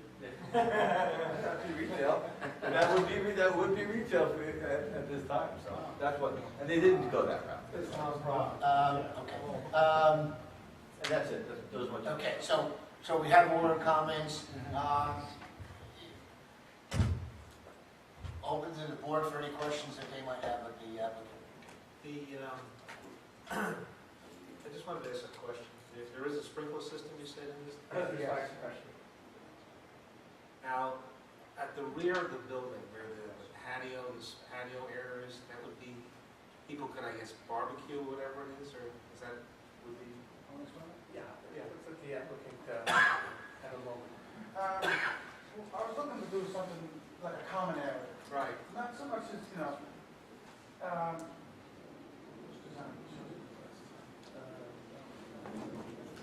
What I did, you can see the lawn. I did a quick low budget version of what the area would be from the existing building with the same, pretty much. The one that says patio area, right now. Right here. Yeah. You're on the left, you're right. I was just looking to do some really nice brick pavers, some, you know, like, you know, funky kind of furniture, which is like wicker, something that can stand the time. And I want to just do something like really nice on the outside area, because there's going to be enough wood around here if somebody does want to get some sun. Like, this is for like being out of the sun, and this would be, like, you know, we'll put some tables out here. And you probably could barbecue. I gotta just check with the fire officials to make sure it's okay to put a barbecue grill close to the back of the property. That I'm not sure about, but I thought about doing like maybe like a fire pit, like the Avenue has, and like the one in the Union has. They have a common area out there as well, in between the buildings. That's a gas fire pit that's controlled. You know, these are just ideas. But I just wanted to clear that first with, you know, obviously the fire officials. Is that a good idea, or should I just leave it a common area, you know what I mean? And avoid any problems of maybe barbecue smoke coming up in someone's apartment? I think our borough ordinance, I haven't checked because I haven't seen it in a while, it would fall under accessory structures. If you have a permanent barbecue, I think it's supposed to be 10 feet away from the primary structure and 6 feet in off the property line to the rear. Okay. That's what I think the borough ordinance states. I haven't come across it because I haven't had any research to it. Under our accessory structure, anything to do with barbecues, that would. But I'm not sure the low flame gas pit would be. Well, that's just a pit, then if it's a portable barbecue, it doesn't apply. I'm talking about something permanent. They're talking about barbecue pits, and you're looking at the gas grill. This gas grill would be like, if I get it, would be like a nice concrete base with a gas line underneath it that's controlled, with a fixed line, not any propane tanks or anything like that. And obviously some kind of timer on it, a certain amount of time it's off. Like somebody could go Well, out. then if so, you would be talking about natural gas. Correct. Yeah, do you have the book? I think it's under accessory structures. Well, he's gonna check this out. Here's what we'll do with that particular thing. He'd have to file for any permits to be placed in there, that's part of the conditions. If he puts any fire pit in there or barbecue in there, instead of looking at plans, we have an hour left. And I have a question. So, and we have somebody who has 1,000 questions about trees. So again, any permits that needed for a fire pit or a barbecue pit or whatever would have to be applied for and submitted and get the okay to the So for now, we're just leaving it with outdoor seating. You're gonna, so, right now, we're just seeing it as a common area out in the back. I'm just concerned about Yeah, you know, I am actually too, to be honest with you. I'm not quite sure, I was thinking about it after a while. Make sure, long story short, I did put a barbecue grill out here, the smoke going up in some of his apartments and stuff like that. When you talk about barbecue pits, is it one or more than one? Well, like regular grills, I should say, maybe one on this side, one over here, just two people on one side. So there's no, probably no way to grill. Honestly, I'm leaning more towards not doing it. I'd rather just have a nice common area where people can sit on talk and, relax. My turn. Okay, I'm pretending like I'm a person that's renting the apartment, just to start out.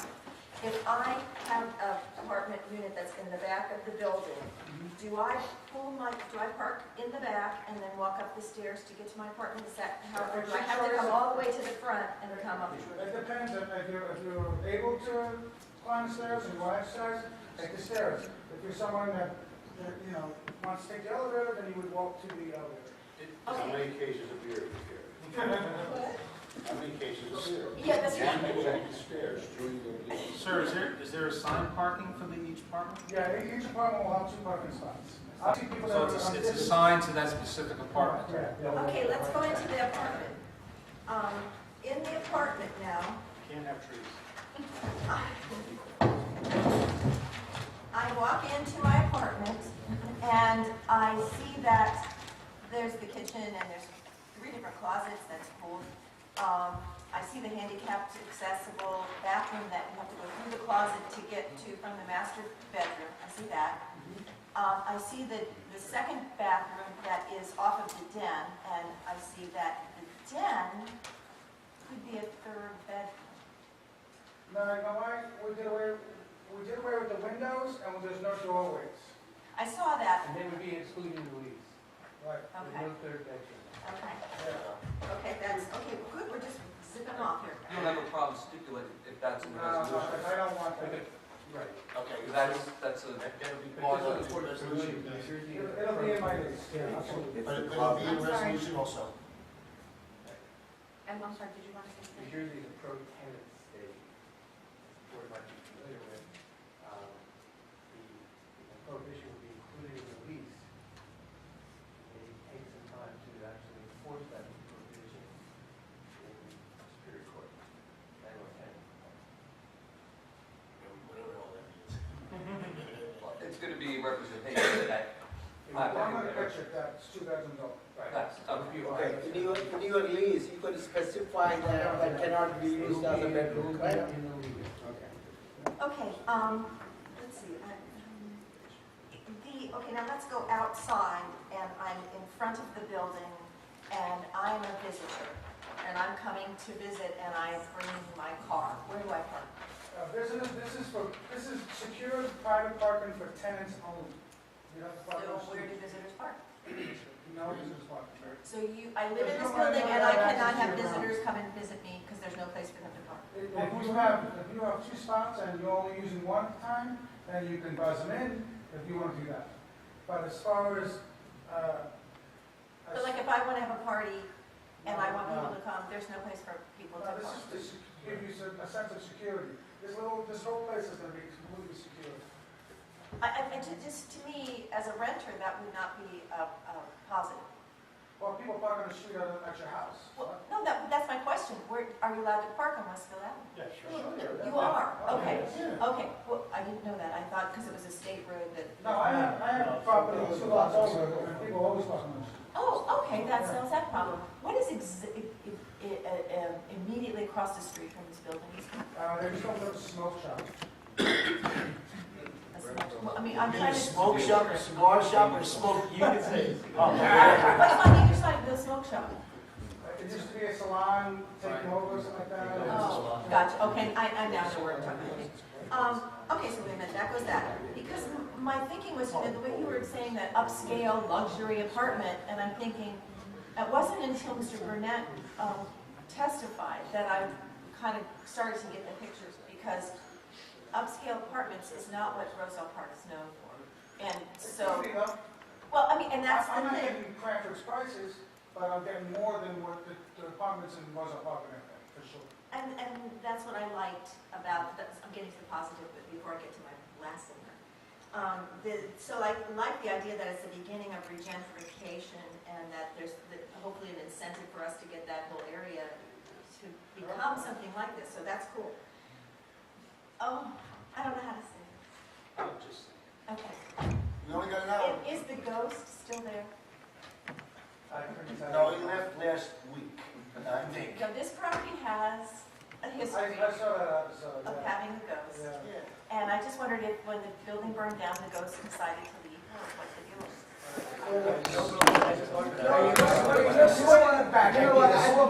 I saw a glow. I'm out of here. All right, but I know this ghost is environmentalist, so my last question is, where are the trees and how many? And I'm actually going to have a great deal of landscaping on here. Even though it's exposed here, there's nothing going to be exposed. The plan so far is to have these type of fencing across the whole front of it for aesthetic reasons. Then I'm going to do nice bushes along it, as well as the trees as you see here. And then along the side for privacy, and some people don't know what's going on, you know, as well as headlights being on other people's properties. The 6-foot fence will be up, and then I'll have bushes run along that as well. And the back of the property, I believe, there's some more bushes that have shrubbery and trees. Just for the board's review, the landscape is on page 4 of A1, by species, by site, by size, and location. how many trees?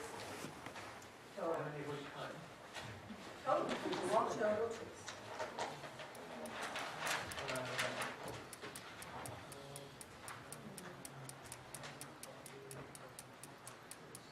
17, and that's a mixture of some evergreen and some deciduous. Thank you. That's way better than 2. Okay. Can you put the 18th one in there somewhere? We love it. We love it because you love the trees. I love the trees. Okay. Oh, I have one more. To be clear, there's six trees? Yeah, that's the deciduous. Deciduous, and then we have the evergreen. The ones that leaves home. The arborvitae, right.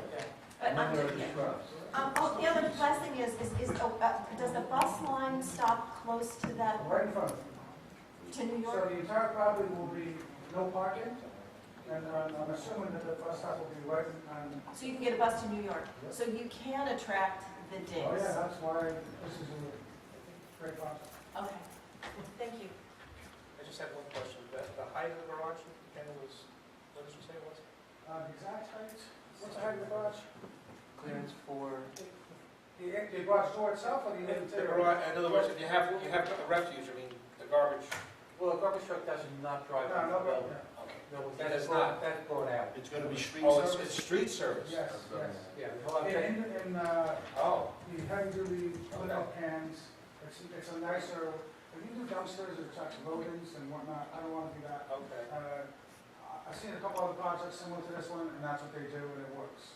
Those cans they seal, they're heavy-duty. Is it high enough if, God forbid, if an ambulance It's has to like- get in there? Is it, I mean, an ambulance can fit through there? Right, a van or an ambulance could get in, Okay. yes. What with the dumpsters? Actually, it's no dumpsters, as you're saying. You're responsible for the garbage pickup? That's exactly Well, what I think if they're putting cans, you can put them to the curb. If you have a large dumpster, it has to be parked. But a dumpster would be able to fit through there anyway. It's not your responsibility. That's the question. My question is who's going to pay for the pickup of the trash that goes in here? Because you made a statement before what was the word you used? The burden or the cost would be nothing to the borough building, as Mr. Burnett said there, in there. Is this going to be garbage that we have to pick up through the standard way of, that we Well, have? I was understood from someone else that owns one of these buildings, if it's put to the curb in individual cans, yeah, the town will pick them up. Okay. And the ones you can, okay, and it's got to be less than 50 pounds and all this other stuff because they're not going to pick them up. Right. What about recycling? There's going to be cans for that as well. Okay. So There's gonna be a lot of cans. There's gonna be a lot. Exactly right, and I don't see a whole lot of room that is going to be able to put all these cans out there along that particular building, since you're gonna have a grassed area. I'm assuming from the sidewalk going in, and if I don't This recall doesn't really show you, Okay. it doesn't emphasize I can actually show you the picture.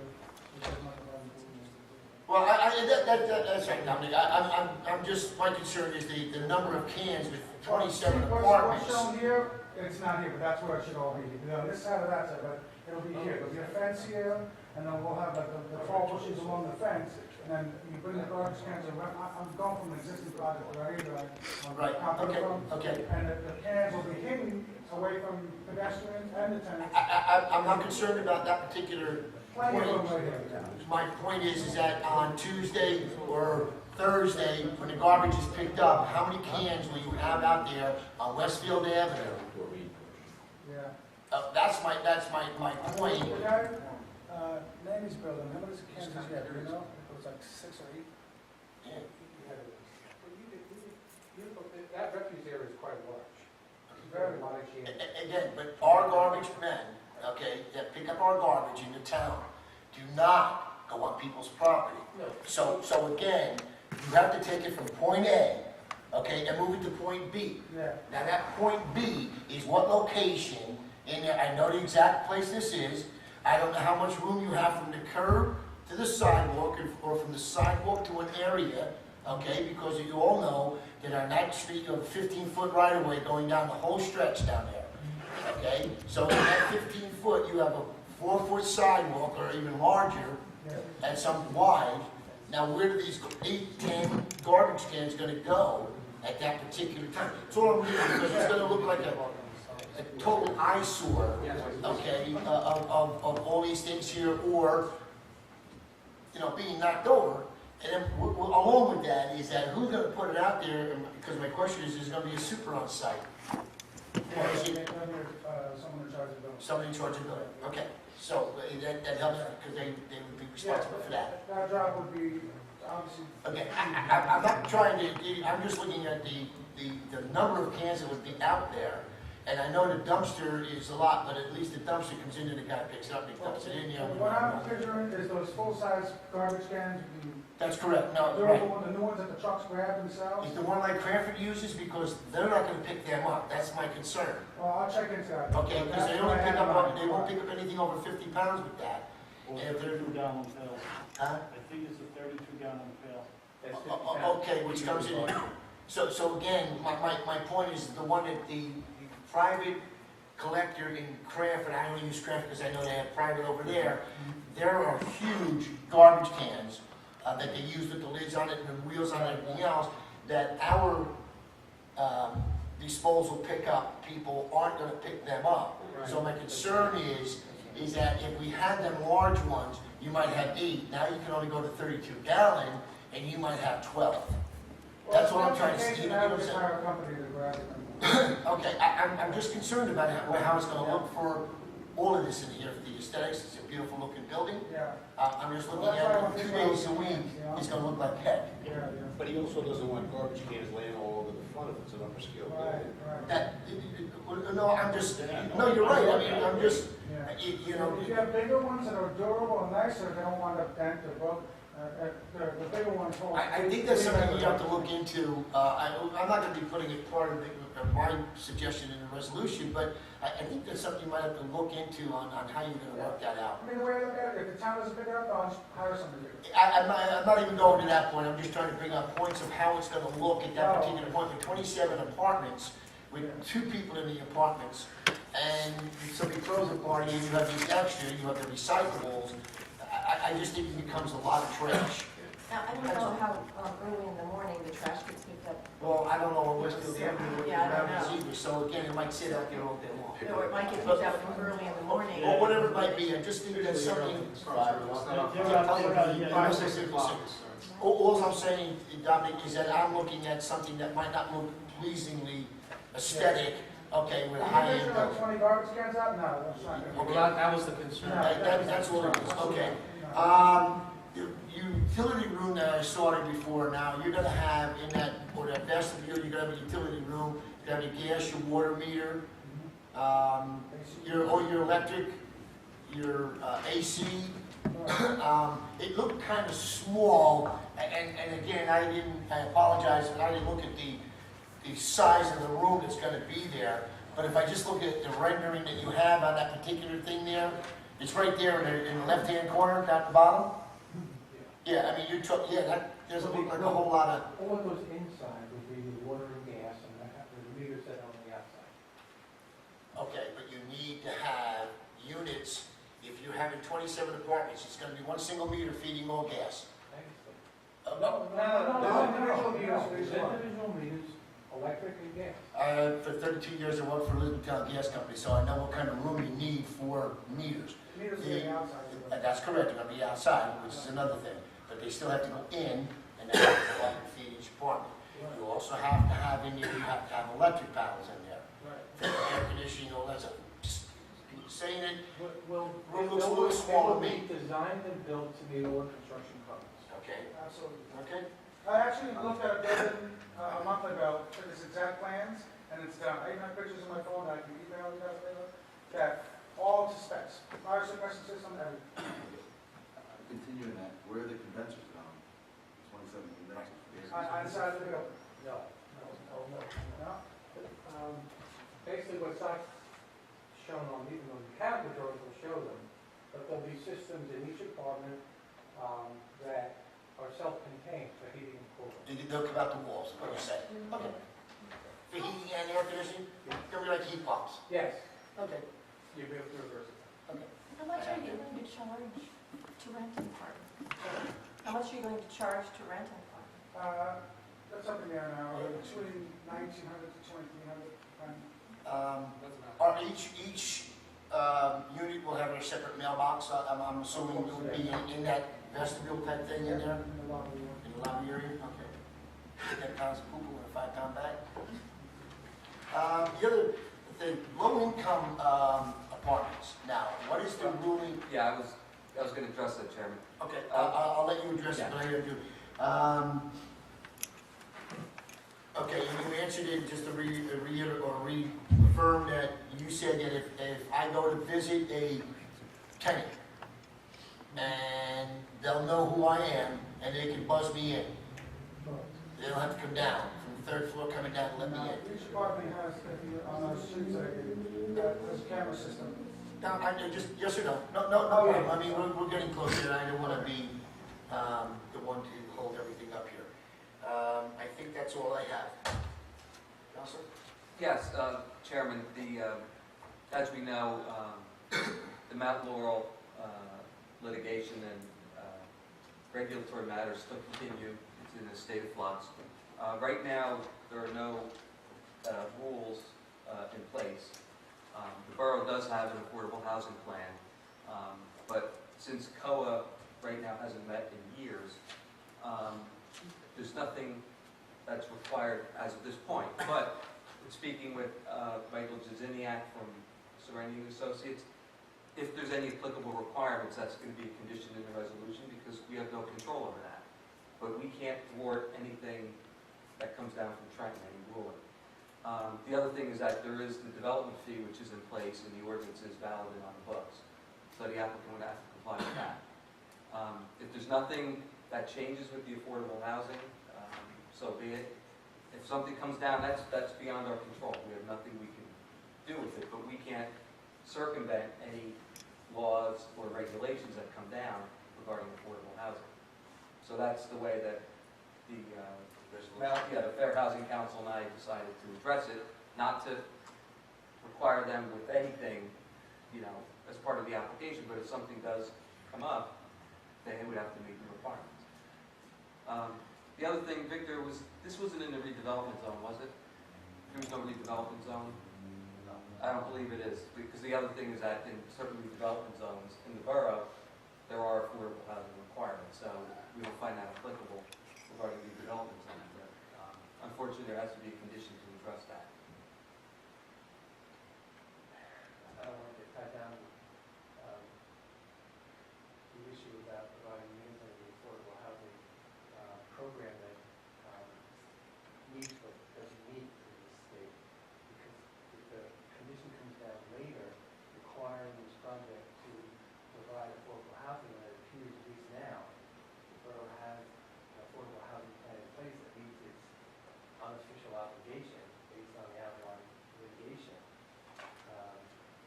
the Avalon project hasn't come to fruition, so. The projects in most towns have not come to fruition, but there's a realistic plan in place. It wasn't addressed in any of the commenters, so now, to provide a provision where we have to come back and revisit the affordable housing issue, it wasn't part of the application.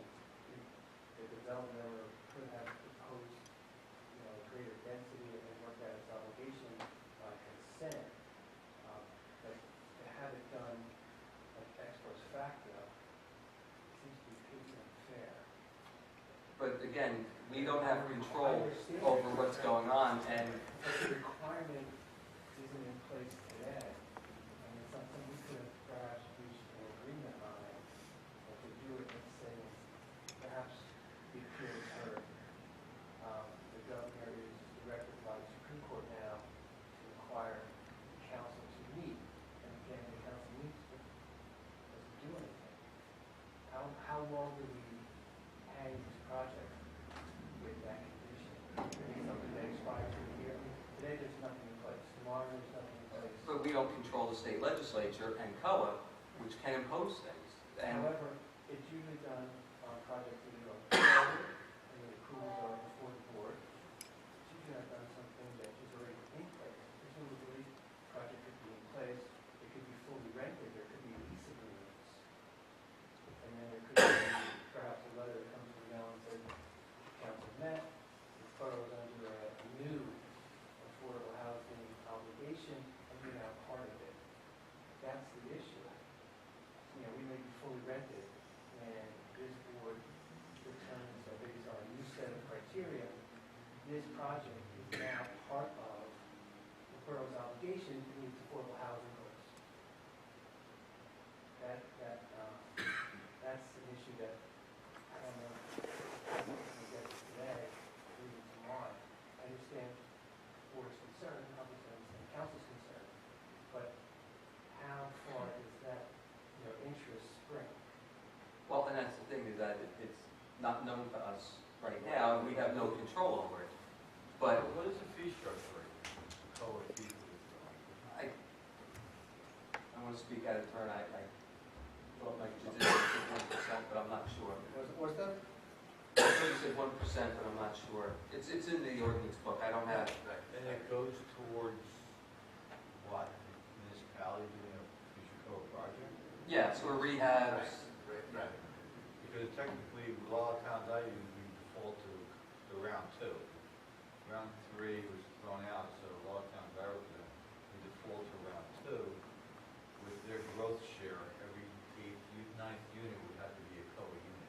Every 8. But after 8 units, 9th unit. That's why I asked. Affordably. Yeah, right, but the growth share calculations that was done part of the round 3 for this borough, Talk about round 2.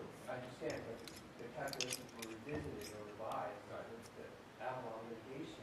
Those calculations probably are still valid. Round 3, you can say this. Well, the problem is we don't know if it's going to be growth share. We don't know Come what back. formula they're going to use. But I don't have the ordinance with me, I know we don't, I was not involved in Roselle Park's housing element plan or their COA, affordable housing plan.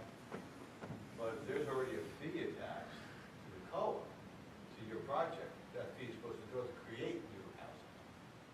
And that might, again, we don't, if the plan comes back, it could be the borough may have a very different formula to work with. But my concern is that if it's a condition of the approval today, and the project is completed, it's fully rented, and there's a requirement that we have to use some of those units to satisfy the borough's housing paper requirements, obligation, that's what So you're gonna throw people out. we don't know what the new round 3 will be, whether they'll call it an obligation, or they'll call it a lease. Your lease is month to month or 1 year lease? I'm sorry. In year lease. Year lease, right? No, it could be 2 years. Whatever it is, but it's not gonna be month to month. No. Yeah, I know we don't expect our target market to be month-to-month tenants. The issue is how to comply with the resolution, how to comply with, the presumed obligation that will come back, maybe not, when the project is completed, and we don't have the opportunity to come before the board to review it or negotiate perhaps a different approach or a different use intensity, because the application will have already been reviewed, hopefully approved, and completed.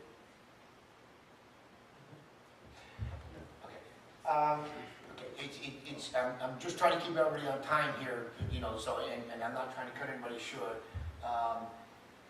Unless there's no other questions from the board, what I'd like to do now is have the public portion Mike might be looking at something, Yes. then we can go back into that, Mike? Yeah, and then we're also going to have to deal with the interpretation and the Correct. positive, the negative criteria. Right, but I want to get into the public portion so we can get that, if that's all right. Okay, accept the motion to have the open public portion. Make a motion. Second. Anybody wishing to speak on this particular application, please come forward and state your name and address.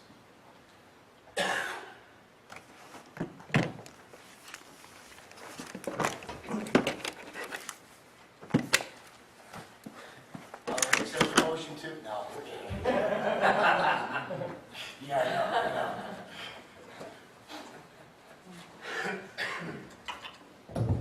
Saul Kirsten, 150 Berwyn Street.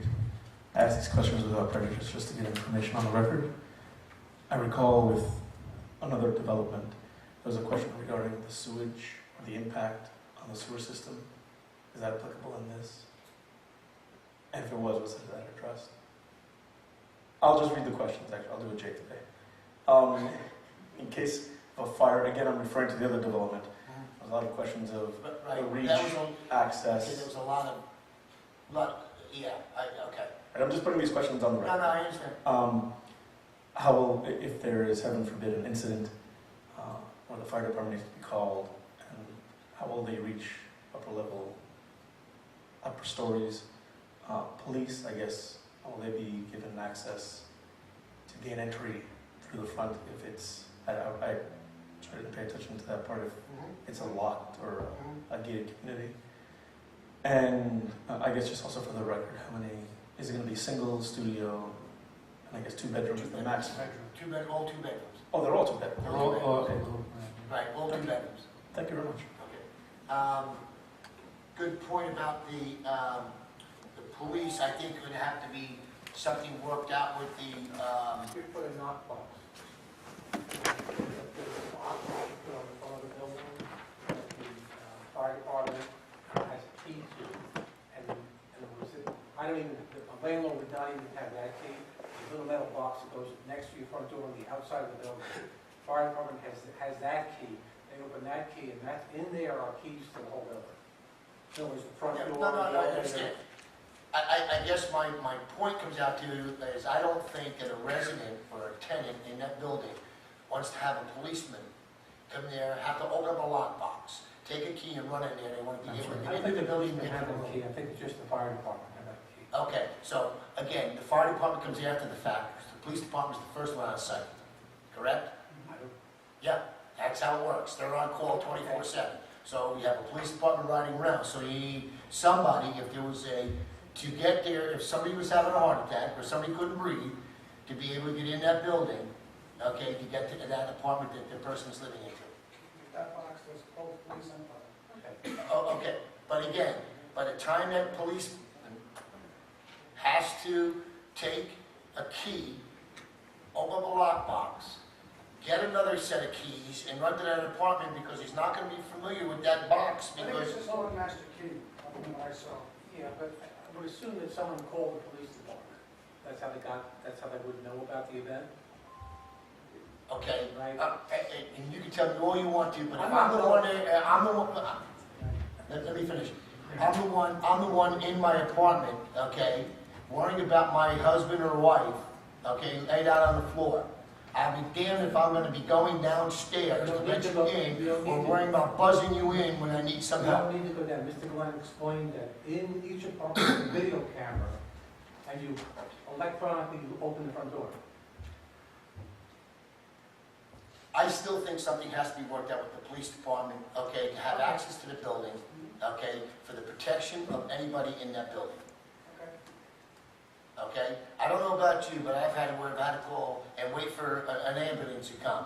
But surely, when the police department came in, they were doing some first aid for the need I had. Okay, so I'll be darned if I want somebody in that apartment there, okay, looking for somebody to find a key, or worrying about them buzzing them in when they're trying to help somebody.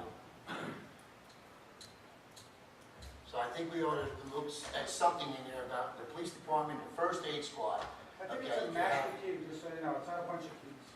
It's like a master key. No, I understand that, but what I'm saying is that I have to take a key from in my car now because everybody has to have one. Or you have to find a key, you have to open up this lockbox. I know what a lockbox is. I've been around realtors quite often. So then you got to take the master key out there and open the door and then run upstairs. Okay? That time might save somebody's life. That's all I'm saying. And if it's not worth that, then Is it possible to put some kind of keypad with the code just for the police and firemen, like, you know, like an electronic box, like 1, 2, 3, boom, what they're I'm in? saying is that something has to be worked out. I'm not saying what it is. It's something has to be worked out with the police department, fire department, and the rescue squad. So all I'm saying, I don't care how we do it, okay? That's just something has to be worked out, not a lockbox. Yeah. Because the lockbox, yeah. Exactly right. Okay. Anyone else? So you had, is that for the fire and the police, the sewer? Any comment on the sewer? Sanitary, correct, Saul? Sanitary. I'll ask the engineer, this doesn't need a treatment works, correct? No. It's below the flow for a treatment works approval, so. There's no big consumption or usage of our sewer system on that, okay? Anyone else wishing to speak, please come forward.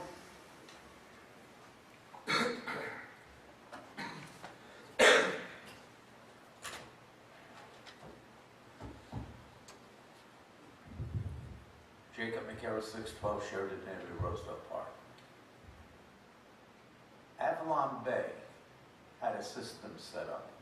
It's a closed gated community. No, it wasn't a closed gate. No, it was not close. No, it wasn't a closed gate. No, it was not. it wasn't. I saw the drawings. It wasn't a closed gate, as this is presented here. Okay? This is closed gated? Yes. Yes. Yes. Avalon Bay was not. I could be wrong. I'll disagree. My recollection, it wasn't, so I could be wrong too. So I was on. It was not a closed gate community. This is, but the Avalon Bay was not. In reference to garbage, we pick up recycling for the apartments and business people, and we pick up garbage for the business people and the apartment people. So why would these people need to have? I'm not questioning. My questioning was how many garbage cans would be out on Westfield Avenue? I know you might not have had to think, but that's one of my questions. No, I understand. That's why I'm saying. That's why my question was of how many garbage cans would have been out on Westfield Avenue. I just think with the high-end apartments, the way they look right now, it would look kind of crappy. So, let them deal with it. I think the Domani lady is here involved in here. The ghost of Mrs. Muir? The ghost of Mrs. Muir? I got it. Okay. Good night. Thank you. Anyone else wishing to speak, please come forward and state your name and address. Seeing none, I'll accept the motion to adjourn the public portion. I make the motion to close the public. Second. Opposed? Okay, all in favor? Aye. I'm thinking about adjourning all the time. Yeah. Okay. All right. I guess there's a few things that we have to finalize in before we have a motion to accept or reject. Yes. I think, Chairman, as we're close to deliberating, I think the applicant should bring back his planner to address the variance criteria, and then the board can determine those are for the C variances. We really didn't get into specific negative impact. I don't know if they're doing flex C for criteria, and then the second part would be the board would decide interpretation, or else they would have to present the D criteria on the record. So if we could do the bulk variances, and this is a design, on the parking, the stacked parking is a design waiver. We're not, no variance there, so it's just on the front, side, and rear yard setback. Can you just give me one second? I'm trying to plug in. We're exceeding the time. It's not 10 yet, Andrew. Angela, there should be a plug there, you know? Okay. I'm just assuming I'm getting low and I want to get to the vote.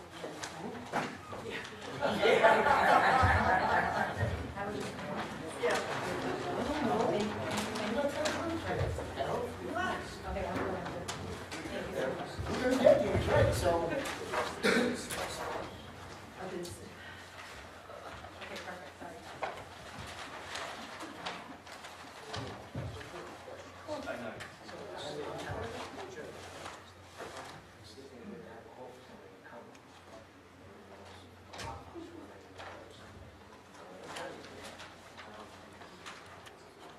Do you want me to?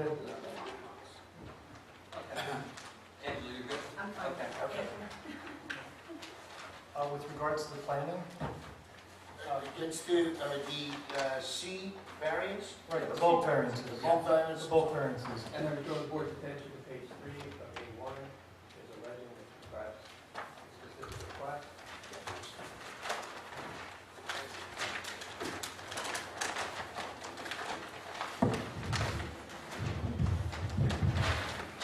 Okay.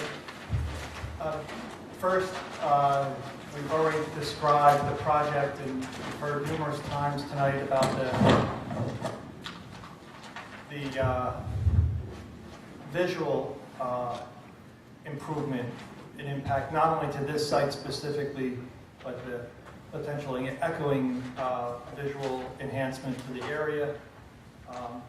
With regards to the bulk variances, I think that in order to carry out the project as planned, that is a project that virtually you won't see any parking, requires us to have this latitude with the setback variances to the side, front, and rear in order to enclose that entire parking area. As I've referenced a number of times in my prior testimony, the prior 2008 approval had bulk variances associated with it. It actually has side yard variance of 3 feet, where I've already described the side yard variances here are not at the first floor level. We meet it. We're in excess of 10 feet at the first floor level on the side yard setbacks. It's only when you get to that third and fourth floor that current zoning has those enhanced additional standards of the setbacks. With regards to front yard setback, again, it's that first floor ground level meets the 10-foot setback. It's only when you get to the fourth floor where you have that enhanced setback requirement that we don't comply with and we're asking for relief. But as you can see, even on the renderings we presented in sheet 3, our immediate neighbors have virtually a zero front yard setback. So that it actually, at the end of the day, when this building is built, it might actually look awkward driving down Westfield Avenue to see that the building setback as far as it is compared to some of our neighbors that are virtually at the property line. And then again, with regards to the rear yard setback, we're adding on that additional property from our neighbor, and our neighbor to the rear is an abandoned rail line. So I believe that the prior application actually sets the tone already for the variances. We're actually not as substantial in the side yard setback with more than 10 feet, where 3 feet was permitted on the prior approval. And I would say that the variances for the setback are part of what enhances or allows us to enhance the project with the enclosed parking and hiding the parking. I did draw your attention to the other issue that's before the board. Would there be a detriment to the zone code and the zone in particular that's here if the board, with this application, we talked about some of the benefits, but would there be a detriment? So would there be a social benefit?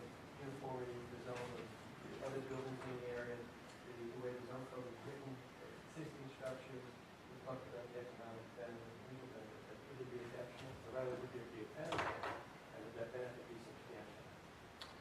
Yeah, this is a unique location too, because you're on that island between the highway and the railroad. And you're also in an area that I think you can see that the current requirements, the area is not redeveloped. And this is a project that might spur that type of redevelopment. There's not a detriment in the sense that you're providing a need, housing. It's a use that's permitted in the zone, but we're on the first floor, and we've talked, I think, at great length about you can't get into the building residential on the second floor without going through the first floor. So I think that addresses that.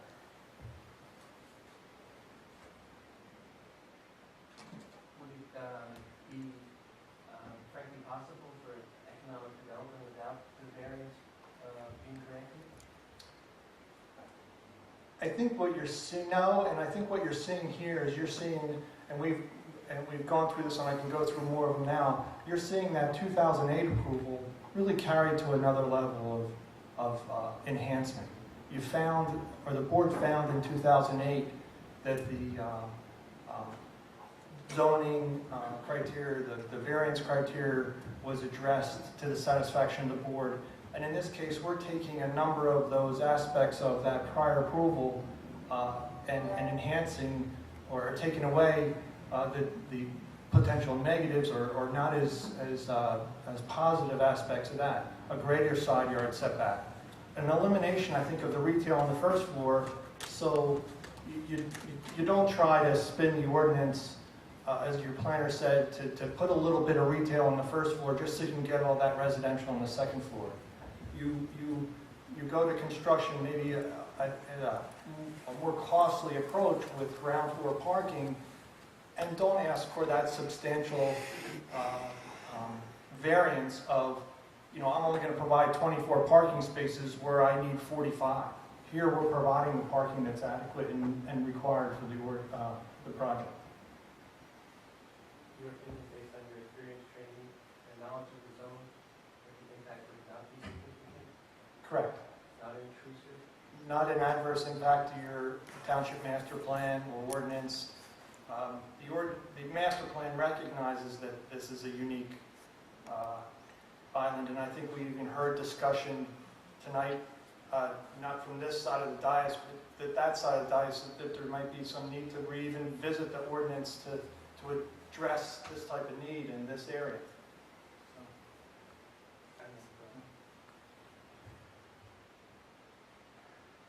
I think the board has to address the issue on the interpretation as to what was addressed by the planner.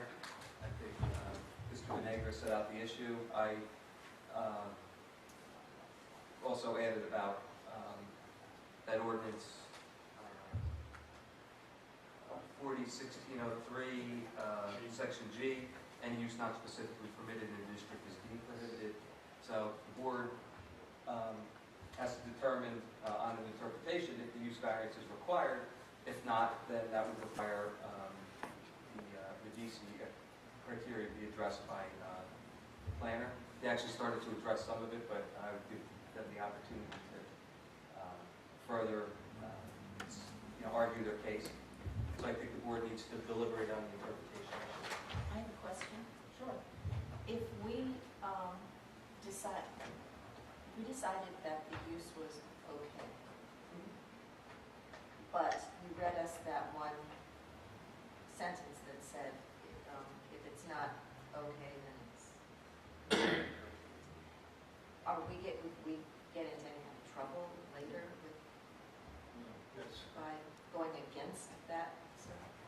Well, you're the board members who make that decision. I just give, the experts just give advice in their professional area. That's why it's an interpretation. But yeah, you perceive it to be. As we heard, Victor has also said that it didn't matter which way, and I'm paraphrasing, so I don't remember exactly what he said, but basically he could go either way on it. It's just how we want to interpret it. And I guess the way I look at it, the interpretation, and we want something to go here and be done, then you accept it. If you don't want it, then you don't accept it. Basically, it just comes down to, I like the idea. it's something to that point, because again, if it's not permitted, then it is, You just have to be careful, I think, and what the planner said, and spoke to Mr. Pacino about, it's clear that, the ordinance is not very clear on this and is a bit ambiguous. So, you're also setting precedent when you're making interpretations. See, that's what I like. I like the idea of what Mr. Burnett was saying about the opportunity to regentrify, to, have that be something that other people that want to develop don't have to go through those hurdles, are able to. And that's usually done, I like that. that's also what Mr. Denegro was saying, Mr. Pacino, is revising ordinances to make it more clear. But just because if you don't grant the interpretation, you can grant the relief for the use variance. And I think, and Victor, correct me if I'm wrong, in looking at this from the, I don't want to say intensity of the use variance or the magnitude of the use variance, I wouldn't see that as really being something of significance. There's varying degrees of when you grant use variance approval. So, I don't see this on the high end since it's a close call with the interpretation. So, just because you deny the interpretation doesn't mean that you vote no on the use variance. That's not what I'm saying. If you interpret along with the way my original letter was drafted, that would require, because a good portion of this corridor is B3. A good portion. The entrance to the town from Cranford's all B3, and we have the I-zone where the redevelopment project was, and then the rest of the corridor is B3. So if you interpret against my findings, then the entire corridor can have residential on top of non-retail.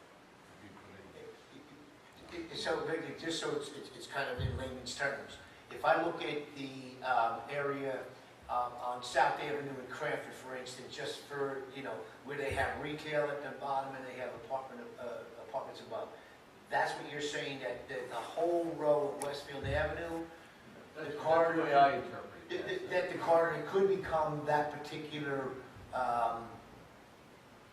Well, that was the intent of the zoning, to have commercial on the first floor and residences on the second floor, but not at ground floor level. okay. So with this right here, because there's no retail at the bottom, okay, and again, as you stated, it was very commendable of them not to throw that in there because they could have done that. And on the other side, you're taking 2 parking spots away and put something in there and say it's a nail salon. So with that said, but given the D variant, I guess D variant is correct, if we gave them that, that means that instead of having retail underneath the apartments, then they could just strictly just go with the parking aspect. You're giving a variance under the circumstances. Okay, so as I said before, that would help, maybe not help, but it might help somebody later on down the road that they wouldn't have to go through this of the parking. What we could do too is not to burden the applicant now. We make the interpretation that it's a permitted use as of right, being a non-D variance. We could, with Carl's assistance, rewrite the ordinance next week that we change the ordinance to say that we want residential in the first floor. But then we'd have to do that and notify all the property owners. But Yes. we could fix this by ordinance later. So if we don't want to see nothing but apartments, so if we don't want to see nothing but apartments on Westfield Avenue, really isn't bad. I'm just gonna say, I'm looking at Carl, he's gone. You put his name up and he's gone. I know. What I'm saying is we could correct any ambiguity in the ordinance later via new ordinance, rewritten ordinance. The definition section, into the definition section. So you can vote yes with the contingency that it be changed later. Well, Yeah, we can vote that. well, we can't address, we can't get into, we're just speaking to this applicant. Right. We can't have anything go down the road for it. To protect the town, saying, to protect the town, if we do decide that the ordinance, the way it's written, permits this applicant as of right to be there, and So not to hurt this applicant, to clarify, get more clarification in the ordinance, we can change the ordinance. That's exactly what I said. But I No, but that can't be part of any resolution Oh, no, that's- stipulating that what's going to happen with future zoning. Yeah, I can't say, it has to go through council and everything Yeah. else, but. Okay. So we're gonna do this in 2 parts, 3 parts, or 4 parts? Okay, Well, I have to let's- throw another sticking point in there, which I think it seems to be, an issue about the affordable housing. There's 2 ways I think we can handle it. I'm amenable to, with council and I speaking with our Fair Housing Council to develop a condition, or else if we go the other way, I think we would have to continue the application to May to get a definitive ruling on how we need to go with the affordable housing. First way makes sense to me. All right, now you can deal with the third. Yeah, but, we have to come back. Time is money. Yeah. Yeah, but I think the other way, with the continuance to the. Situation now, the board really has to- Well, here's the thing is that, Neither one of you guys have a crystal ball.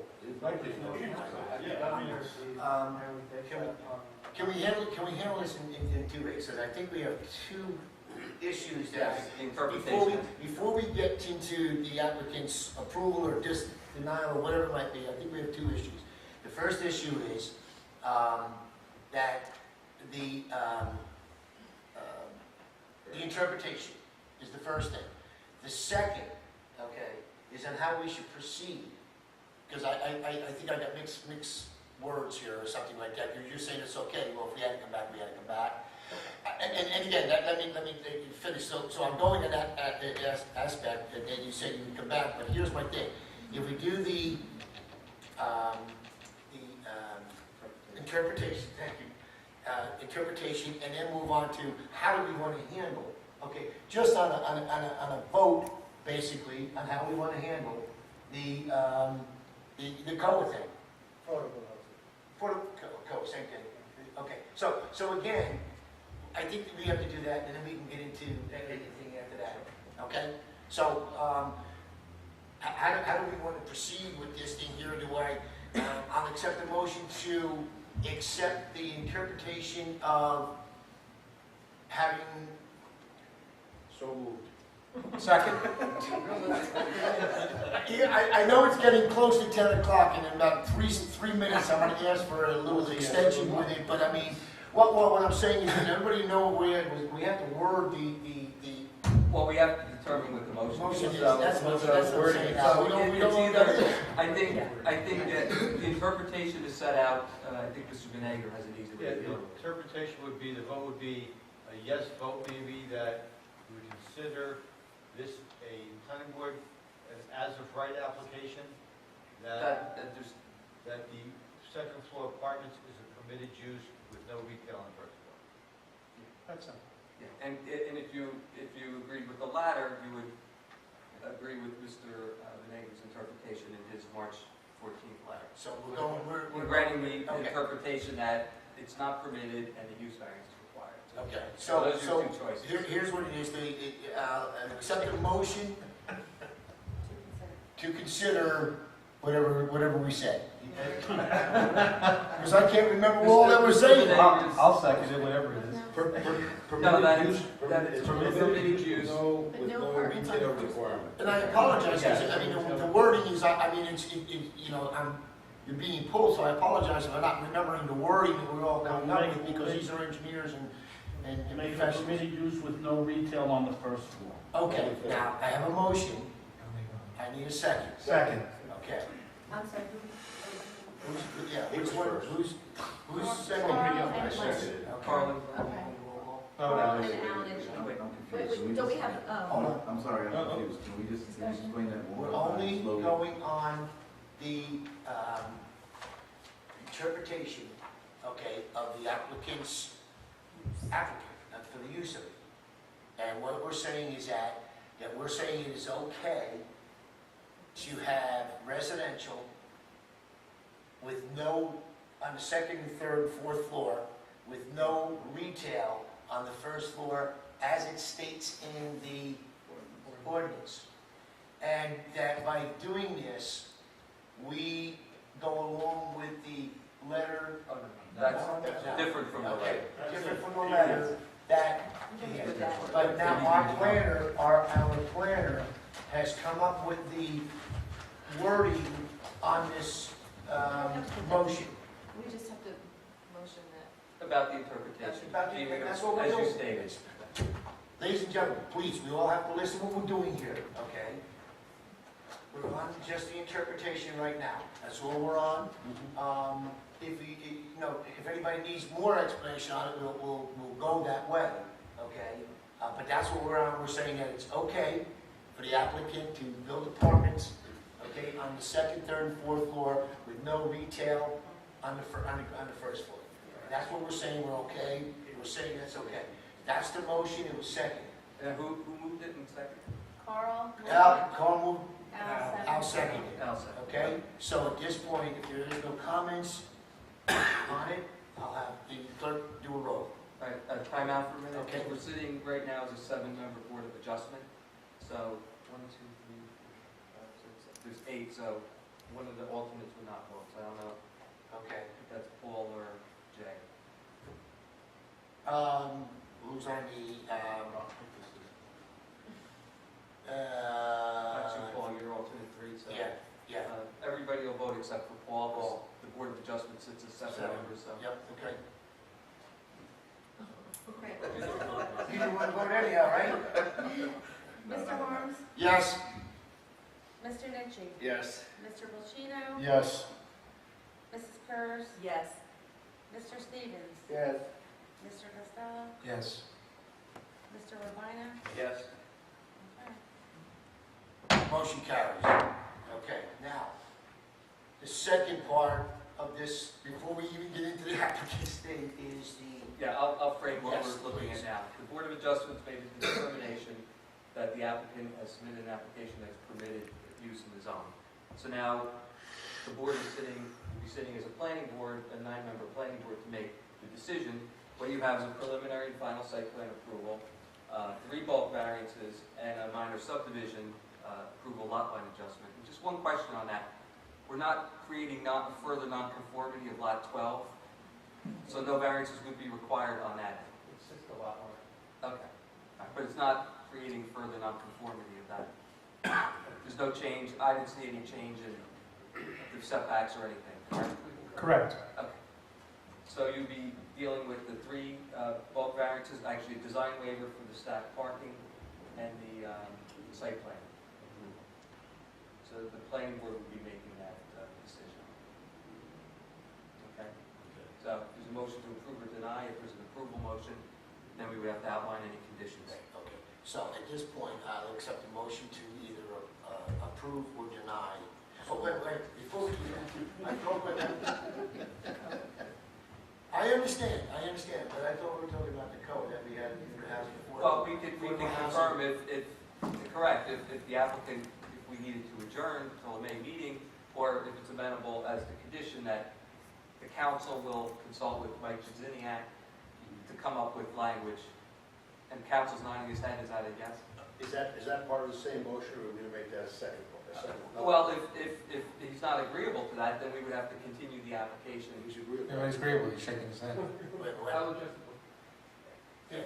I'm assuming that the board is going to require the code language in any resolution. So during the proceeding today, and just brings us to that moment 4 weeks from now, the applicant would agree to conferring by the council the resolution of this issue. We have to maybe come back before the board anyway to approve that, at least that would be perhaps. Well, that's the thing, if we agree on the condition in the resolution, then there's no coming back. That's right. And if there was an issue. That's why I didn't go any further.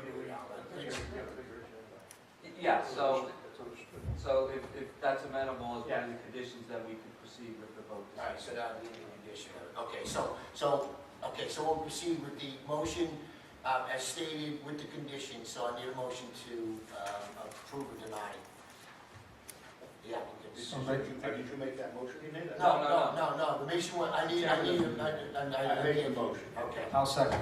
Okay. Motion to approve. Motion to Motion to approve. approve, yes. Motion to approve. Okay, we have a second. With the conditions, with the council will outline, well, with that, but he'll also outline, there was many other ones that have to go in this resolution, so let him read them, and then we'll agree, we'll vote. There's a few And we'll different tell by pages. 10. Yes, yes. There was a discussion about the fire pit. That would be subject to any requirements of the building inspector or code enforcement if the applicant decides to have that. Submission of a storm or a maintenance plan to the engineer for review and approval. A condition where... Okay. Slow down? Okay. Did you get about the fire pit? Okay, second is the stormwater maintenance plan. Well, actually, it's three. One is code. Yeah, the code is the first one. Yeah. Well, and along with the code is a separate condition about the development fee. Let's make that one A, one B. Yeah. Okay, the next one has to do with the spillage of the site lighting. So that plan would be submitted to the borough engineer about as the spillage as it relates to the property line, correct? Another condition, you would present the title report regarding the drainage easement. I have the title work here. Okay. Well, it would be in the resolution, but then also additional language about, possible approval by the governing body of, putting the drainage easement as a record. So we can work on that involved. Yes. Right, it would just be something to make sure that the council has, or... And we have to consult. Right. Yeah, we have to consult with the governing body too. See now the mayor can come back? Yeah. Okay. Submission of the existing environmental reports for the property. If not, there will be a phase 1 submitted and satisfactory to the engineer and planner. If not, they may require a phase 2. Regarding the safety issues, applicant needs to confer with the police and fire chiefs to come at first aid squad. Or some kind of entrance. So, Yeah, does the borough have a different, for first aid, is it volunteer? Yeah. It's all volunteer. volunteer. It's all volunteer. Would that just be done through the police chief or? Well, here's what it is. I think if you work through the police department as your first responder, I think they can work with the other ones if they need something. The lead agent. Okay, the police department is correct, and I can talk to the captain or whatever, and then they can talk to the captain of the first aid squad, or they can talk to the chief of the fire department. And that's to develop a safety A safety response plan. plan. Right, that's, yeah.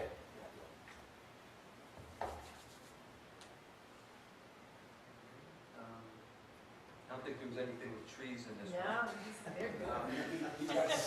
And then we have some generic conditions about meeting other local county state approvals, which is a generic condition. Also about escrow accounts and everything for the engineer, replenishing escrow accounts.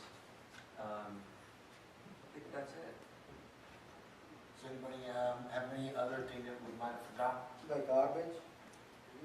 Well, the garbage is just whatever they have to work out. It's up to them when they work their properties to look like, how many barrels they put out. Yeah, there's law about, I think Mr. Ruggiero was saying how, how the borough deals with the garbage removal, but I think the questions were about how many cans, what was going to be at the street side, and I think that's something, That's how they have to look at it and see what they can do. unless the board has a specific recommendation, but otherwise, I don't know. Anything else? At this point, any comments? Everybody votes? Yeah, On this particular one? making this decision as a Decision planning as a planning board. Okay? If there is any, Madam Clerk, please call the roll. Mr. Harms? Yes. Mr. Nitchie? Yes. Mr. Polchino? Yes. Mrs. Kurz? Yes. Mr. Stevens? Yes. Mr. Costello? Yes. Mr. Robina? Yes. Mr. Bamonte? Yes. Thank you. Congratulations. You under constant pressure. I'm telling you, no. You know, you can't, you know, this is, it won't be memorialized till next meeting, all that good stuff. I mean, Mark, you have your card, let me get your card and then. Victor, Anthony, thank you. Well, relax. Okay, relax then, I don't. And after you go, drive to Pennsylvania too, so. No, it's not. Oh, one of our other general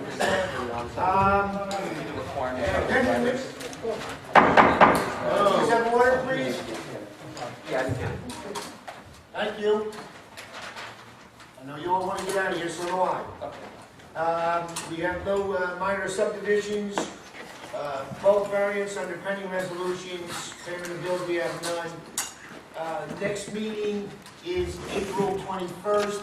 The 5 members that were here for the last one have to be here for the 21st. Please, Regardless of what you have, make other arrangements, do whatever, but you have to be here to hear the applicants. We're talking about the last one when you did 293 Clay. yeah, you were. Okay? So, again. Yes, you were here. It was Mr. Stevens. We'll go after that to meet. You'll get an email to remind you, but you have to be here, so make arrangements for it, please. We're not going to extend this thing here another month. If there is no other comments or anything of that sort, I'll accept the motion to adjourn. Second. All in favor? Aye. Good night. Excellent.